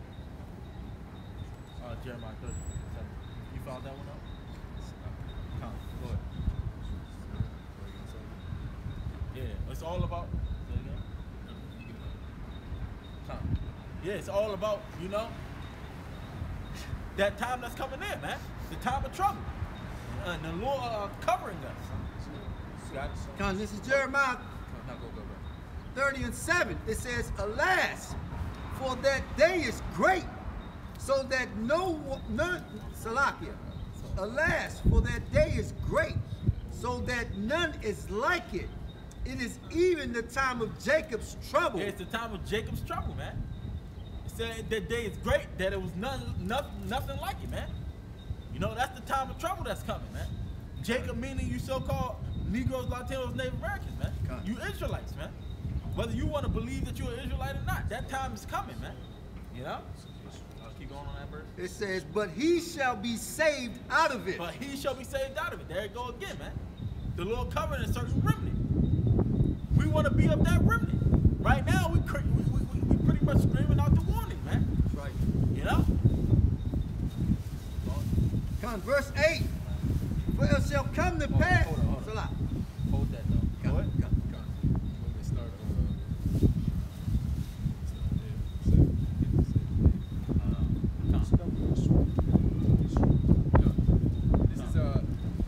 This is 2 Samuel chapter 12 and verse 1. It says, and the Lord sent Nathan unto David, and he came unto him and said unto him, there were two men in one city, and one rich and the other poor.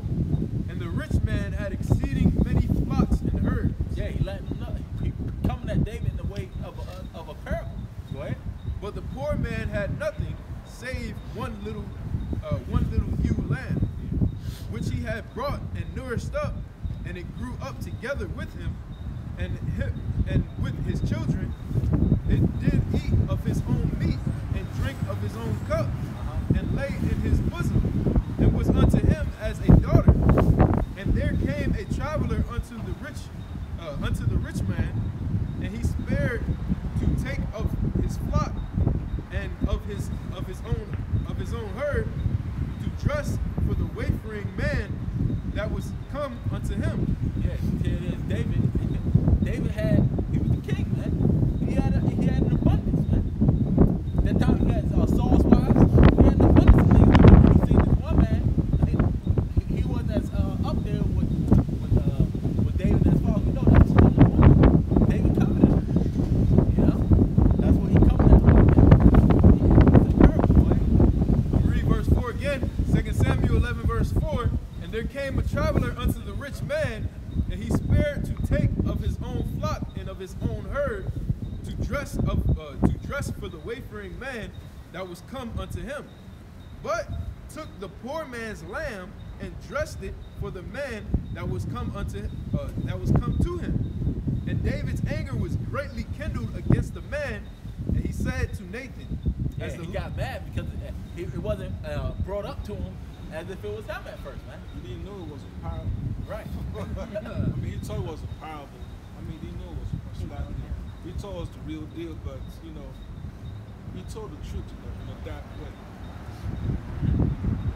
It says, verse 5, and David's anger was greatly kindled against that man, and he said to Nathan, as the Lord liveth, the man that have done this thing shall surely die. Hey, that would have been the judgment for someone like that, man. Hey, the Lord gonna show him that. That's why David understood mercy so much, man. He had a plea for mercy, man. You know? Go ahead, though. Yep. Verse 6, and he shall restore the lamb fourfold, because he did this thing and did Salakia, and because he had no pity. And it says, and Nathan said to David, thou art the man. Thus saith the Lord God of Israel, I anointed thee king over Israel, and I delivered thee out of the hand of Saul, and I gave thee thy master's house and thy master's wives into thy bosom. Yeah, he had all that, man. Thy master, what you saw was the king first. He inherited all that from the Lord, man. You know? Go ahead. It says, thy master's wives into thy bosom, and gave thee the house of Israel and of Judah. And if that, had been too little, I would moreover have given unto thee such and such things. And that's one of the scriptures that proves that we are able to have more than one woman. You know? He said he would have given him more. At that point, he already had one woman. You know, again, this was the king. That was David. You know, and the Lord is speaking through Nathan, saying that to him. Boy. Verse 9, wherefore hast thou despised the commandment of the Lord to do this evil in his sight? He said he despised the commandments of the Lord, man. You know? Because anytime you disregard one of the Lord's commandments, obviously you're despising it, man. You know? Like a lot of the 2/3 out here, man. They despise the Lord's laws. That's why a lot of them going to not receive mercy. Because right now we're giving them, through the Spirit of the Lord, we wanted them, and they not turning from those ways, man.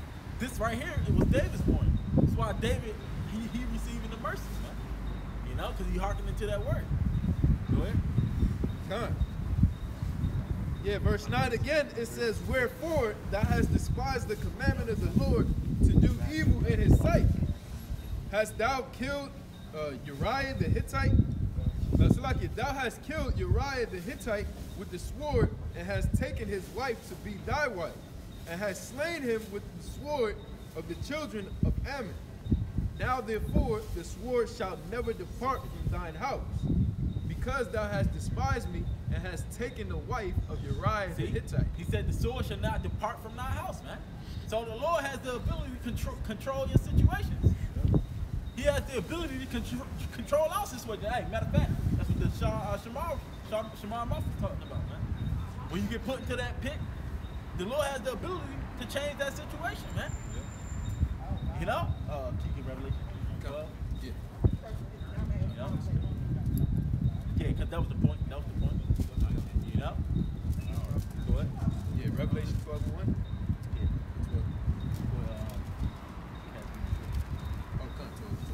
This is the book of Revelation, chapter 12, and verse 12. It says, therefore rejoice, ye heavens, and ye that dwell therein, and ye that dwell in them. Woe to the inhabitants of the earth and of the sea, for the devil is come down unto you having great wrath, because he knoweth that he hath but a short time. That's that time of trouble that we're talking about again, man. Where the devil's going to come down with great wrath. We've been warning you and telling you who the devil is, man. And what his plans is. You know? But you're not hearkening to it. You're going to actually go to him for help. But this is the time that we're coming in. Keep going on that? Gone. Verse 13, it says, and when the dragon saw that he had cast... just read that verse again.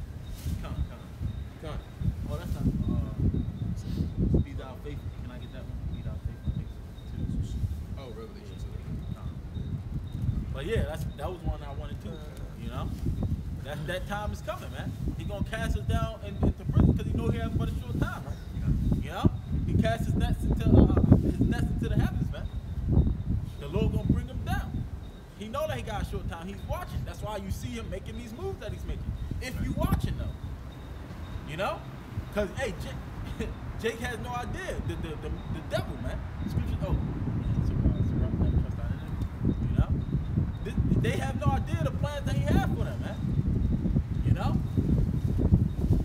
they calling out people vulnerable. They talking about opening the states back up, right? They call out people the most vulnerable, who can hurt the most vulnerable. You know, they squeezing everybody's savings. They know what's about to happen, man. What you think is going to happen if they open these jobs? A lot of these jobs these companies not going to come back no more. So because they never actually gave Jake anything, you know, like owning wise, if they was able to build that wealth, how many Jake companies they gonna hire their own, man, in these times of trouble? All these nations gonna go back to their own kind, man. You know? So what you think is gonna happen to Jake? Jake is gonna lose big time. That's one thing Jake never understands. I mean, when you're out of business, it just means that you're out of the game. You know, somebody else gonna take over your spot. It's the book of Revelation, chapter 2, and verse 10. It says, "Fear none of those things which thou shalt suffer. Behold, the devil shall cast some of you into prison." That's again the Lord exhorting us, telling us to fear none of those things, man. That's right. Because really the wrath and judgment is of the Lord, man. He's the true judge. You know? He's the true power. Go ahead. Con. It says, "Behold, the devil shall cast some of you into prison, that ye may be tried, and ye shall have tribulation 10 days." Yeah, he gonna cast some of you to prison that you may be tried. Brother sent the video with somebody from California pretty much was saying the ones who can't who only have like one bathroom, they got like 3 people for one bathroom. If somebody gets sick, they go sick, even if it's your kid, they're gonna remove them out the house for you, man, in the name of for your protection.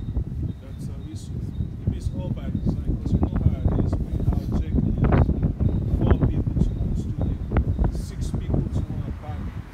You know, 8 people for a 2-bedroom apartment. Right. 10 people one condo and all that stuff. Because he knows, you know, he designs his policies to target Jake. Because he knows how broke our people are. Man. You see like Jake is in Northern Kingdom, you know, Salvadorian, Mexican, Russian, and all that. You know, see how they deal with it, you know. 8 people, one small room. You know, so that's how Esau is. You know, he designed his policy so he can target Jake and say, it's true. We need to create policies to save the children. I'm like, come on, man. You need the policies to hurt them in the first place. Right. Why the hell you want to be the killer?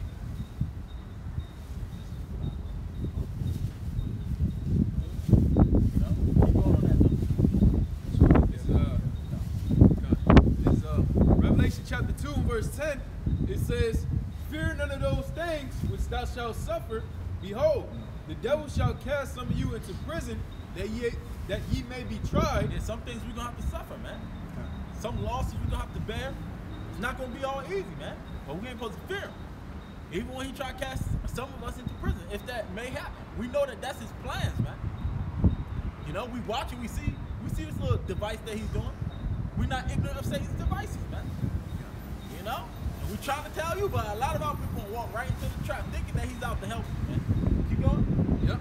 "And ye shall have tribulation 10 days. Be thou faithful unto death, and I will give thee a crown of life." Yeah, be thou faithful even unto death if necessary, man. But don't go to the other side, man. You know? Don't let him take your crown. Don't let him steal your faith away. He can do whatever he wants, but he can't do that, man. You know? This is Psalms chapter 94, verse 20.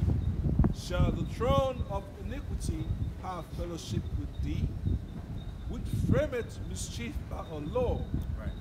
Which frame is mischief by law. Is he gonna win? Is he gonna dwell with the highest power, man? You know? Not this guy. Esau, we already know evil ain't gonna win, man. Go ahead. Verse 21.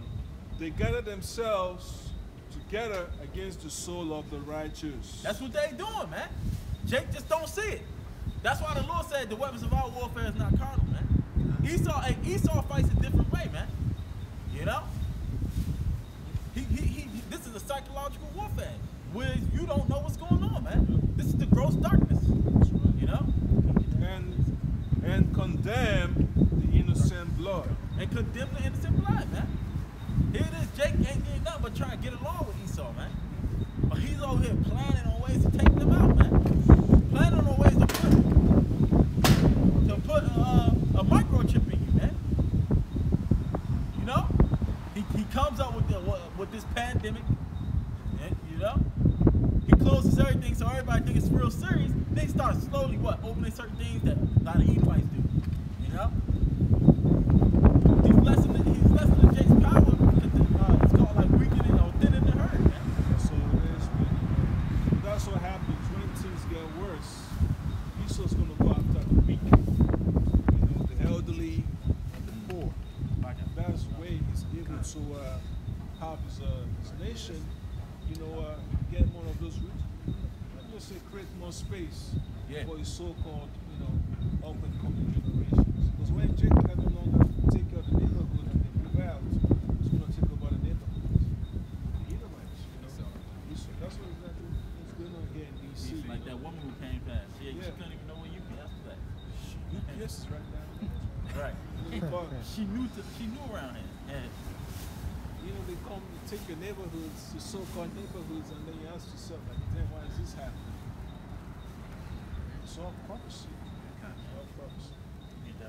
This is Sirach 12 and 10. It says, never trust thine enemy, for like as iron rusteth, so is his wickedness. Like as iron rusteth, so is his wickedness. We ain't supposed to trust him, man. You think just because the way that he came at you was a different way, that he's good, man. They always talk about racism and was done away with. When? Come to you with UNCF, United Negro College. Really? That's the ways of this world, man. Yeah, man, shit. The wisdom of this world. I was in school, I was in college when they came up with that crap, United Negro College. I was like, wait a minute, that's like Bill Gates donating money to that stuff, all these so-called rich elites and all that. I'm like, something isn't right in this picture. And then when you know, find the elders, some elders find the school working outside, then you realize what is putting money into all this so-called knowledge to keep up. Yeah. This is psychological warfare. He's controlling you, man. You don't need to shoot out people, you know, 10,000 times to kill them. Just, you know, send them to universities. Yeah, he's killing you without you knowing that he's killing you. Yeah. You know? Give them all the money they Jeff wants. Go get some education. Some education. This is really indoctrination. Yeah. You got to put that to do it, man. Yep.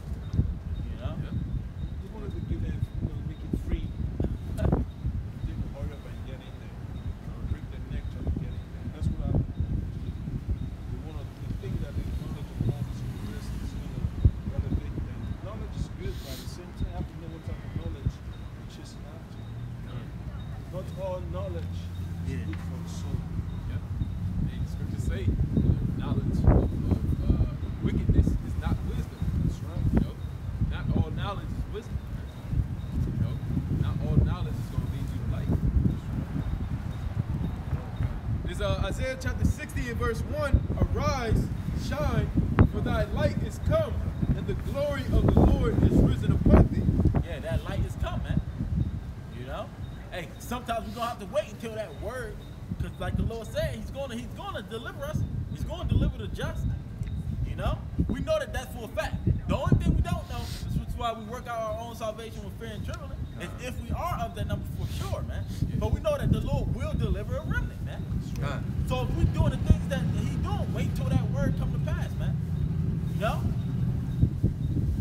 Oh. Come on, man, keep reading. Yeah, keep going. Verse 2.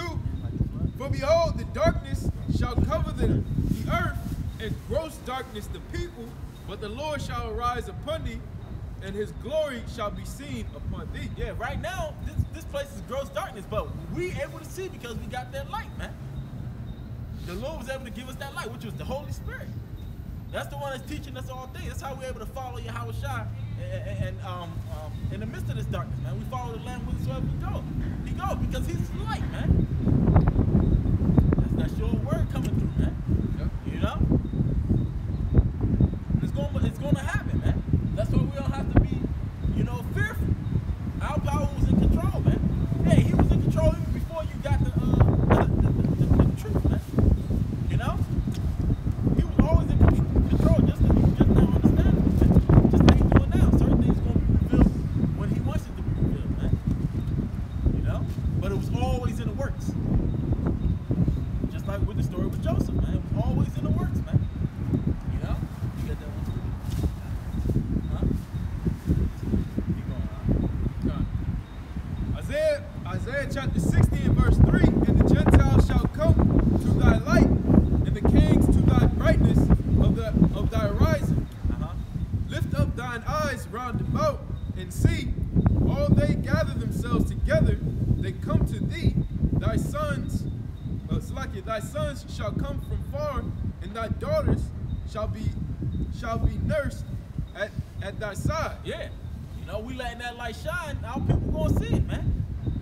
The ones that has the Holy Spirit, whom the Lord wakes up. This is how we can try to the best of our ability, discern the righteous amongst the wicked, man. If they heart, because you can't go just according to skin color. How do you know if someone's an Israelite?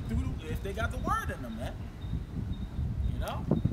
So if they come into this light, you know, that's our sons, our daughters, you know. This is our nation, the remnant that the Lord is saving, man. You know? Go ahead. Did you find out? Yeah. Yeah. This is St. Matthew chapter 5 and verse 14. Ye are the light of the world. A city that is set on an hill cannot be hid.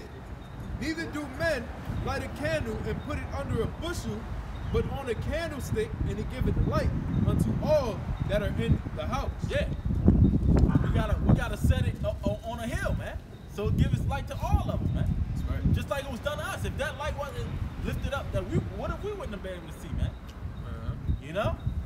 But that's that signaling of salvation, man. The horn being sounded, so people were able to prepare themselves, man. That's it. The Lord wants us to prepare ourselves, man. Yep. You know? It's that Luke 12 and 50. Keep going now. Verse 16. Let your light so shine before men that they may see your good works and glorify your Father which is in heaven. Yeah, you know, that they may see your good works and glorify your Father, man. Because what are we telling them?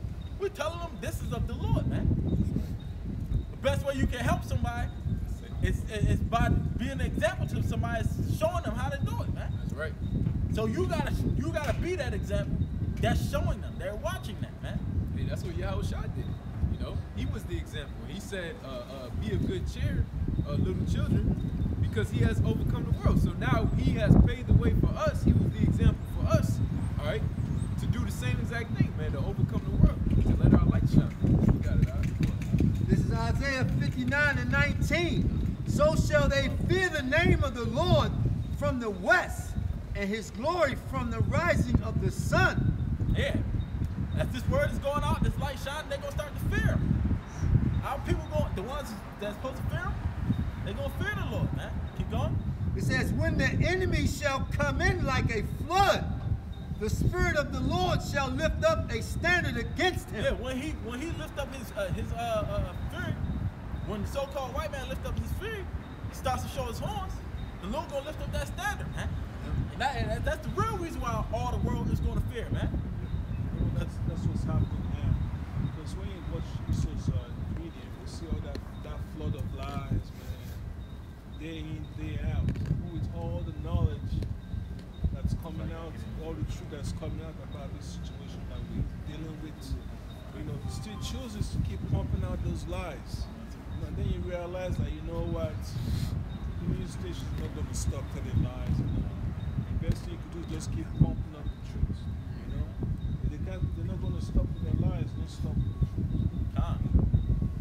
Satan ain't resting, you can't rest. That's right. He's trying to drown you. You know, someone's trying to drown you. That means that you gotta make sure that you have that barrier to protect yourself. Because the water gets heavy when it gets to a certain level.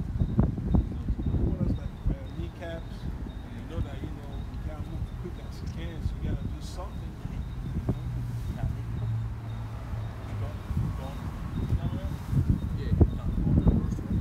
Verse 20, and the Redeemer shall come to Zion, and unto them that turn from transgression in Jacob, saith the Lord.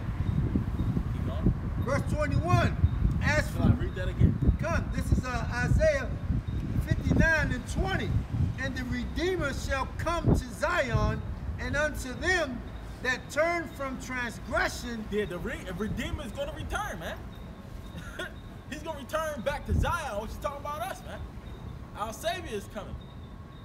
To them that what? For them, the only ones he's going to return to? Go ahead. Transgression in No, Jacob. Go back. Salah.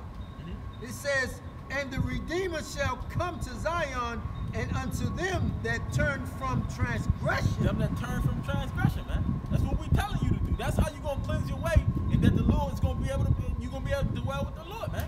And the Holy Spirit is going to be able to dwell with you, where you're able to see this understanding, man. Go ahead. In Jacob saith the Lord.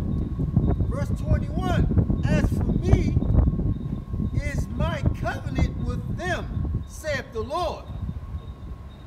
Go ahead, keep going. No. We don't get that one. I think they about to close. Get that last verse. Let me Yep. get one too back. Yep. This is Ezekiel chapter 21, verse 27. I will overturn it, and it shall be no more until he come whose right it is, and I will give it him. Beautiful. Now, you read that again? Ezekiel chapter 21, verse 27. I will overturn it, and it shall be no more until he come whose right it is, and I will give it him. Yeah, man. The Lord gonna hey, there's nothing Esau gonna be able to do. He's turning this place upside down. He's gonna keep doing it until the Lord comes, man. Right. They trying to heal themselves. It's not gonna happen, man. Us knowing these things, we gotta prepare ourselves for that return to the Lord. When things is gonna get flipped right side up. That way we're gonna be protected. That way we're gonna be able to be joint heirs when he comes, man. Closing that one. Yes, sir. This is the book of Luke, chapter 12 and verse 35. It says, can I read verse 34? Yep. It says, verse 34, for where your treasure is, there will your heart be also. That's it. Not that's it, but that's a good point. Where your treasure is, there shall your heart be also, man. That's right. If you really, if your focus is really on the kingdom, you got that what mental, that tunnel vision. Yep. That's what your actions gonna follow that, man. Go ahead. Verse 35, let your loins be girded about, and your light burning. And ye keep that light burning, man. Prepare. What the scripture said, the 5 foolish and 5 wise virgins, man. The foolish ones, they didn't have enough oil. So they wasn't able to keep their lights burning. Read that again. Luke 12 and 35. You gotta be of the wise so that we can be joint heirs and prepare when the Lord's coming. You can't just be any kind of way. That was a lie, man. Go ahead. Let your loins be girded about, and your lights burning. And ye you gotta have a strong mind. Have a strong mind and keep doing the work, man. That's right. Your loins girded about and your light burning, man. Keep your eyes on the prize, man. Keep moving towards the goal. Go ahead. Verse 36.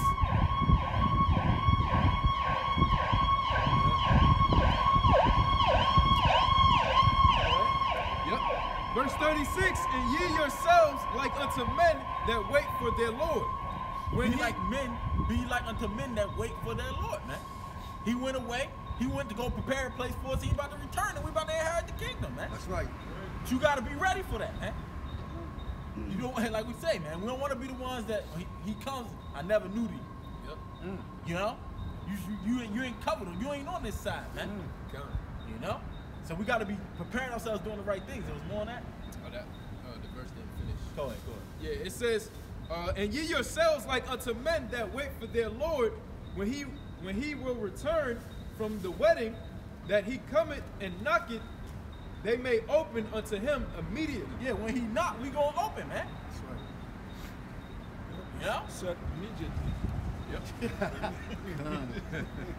Nothing, you know, Hey, get- not the second late, a 19 millisecond late. Once we get,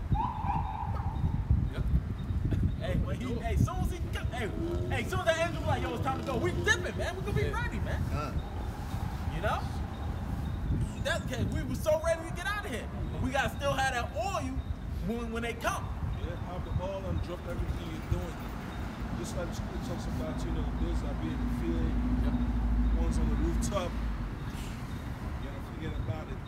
It's time to go. No looking back. We're gonna close on this one. What? Yep. Come on, this is Revelation 19:7. Let us be glad and rejoice and give honor to him, for the marriage of the Lamb is come. That's what's happening, man. You know? Hey, boy, that's what the marriage is, man. When a husband shall leave his, you know, father and mother, be joined together. That's about to happen, man. Hamashiach and his church, man. Go ahead. It says, He's returning, man. That's the thing. But is you gonna be ready to accept him when he comes? Or is they gonna be running scared, thinking it's an alien running an Esau? You know, not trusting in him, man. Go ahead. it says, and his wife have made herself ready. And his wife has made herself ready. And that's us, man. You know? Lord's willing that be us. We gotta continue to prepare and keep that same spirit, man. You know? But with that lady, Lord willing, that was edified until the next week if we're still here. You know, we want to give all praise, glory, and honor to you. Howard, Ba'Shem, Yahushai, Ba'Shem, Rakakwadash. Double honor to our apostle and elders, the great millstone, and salutations and shalom to you, Akim. Let's push throughout the four corners. You know, keep pushing, and shalom. Shalom. Go.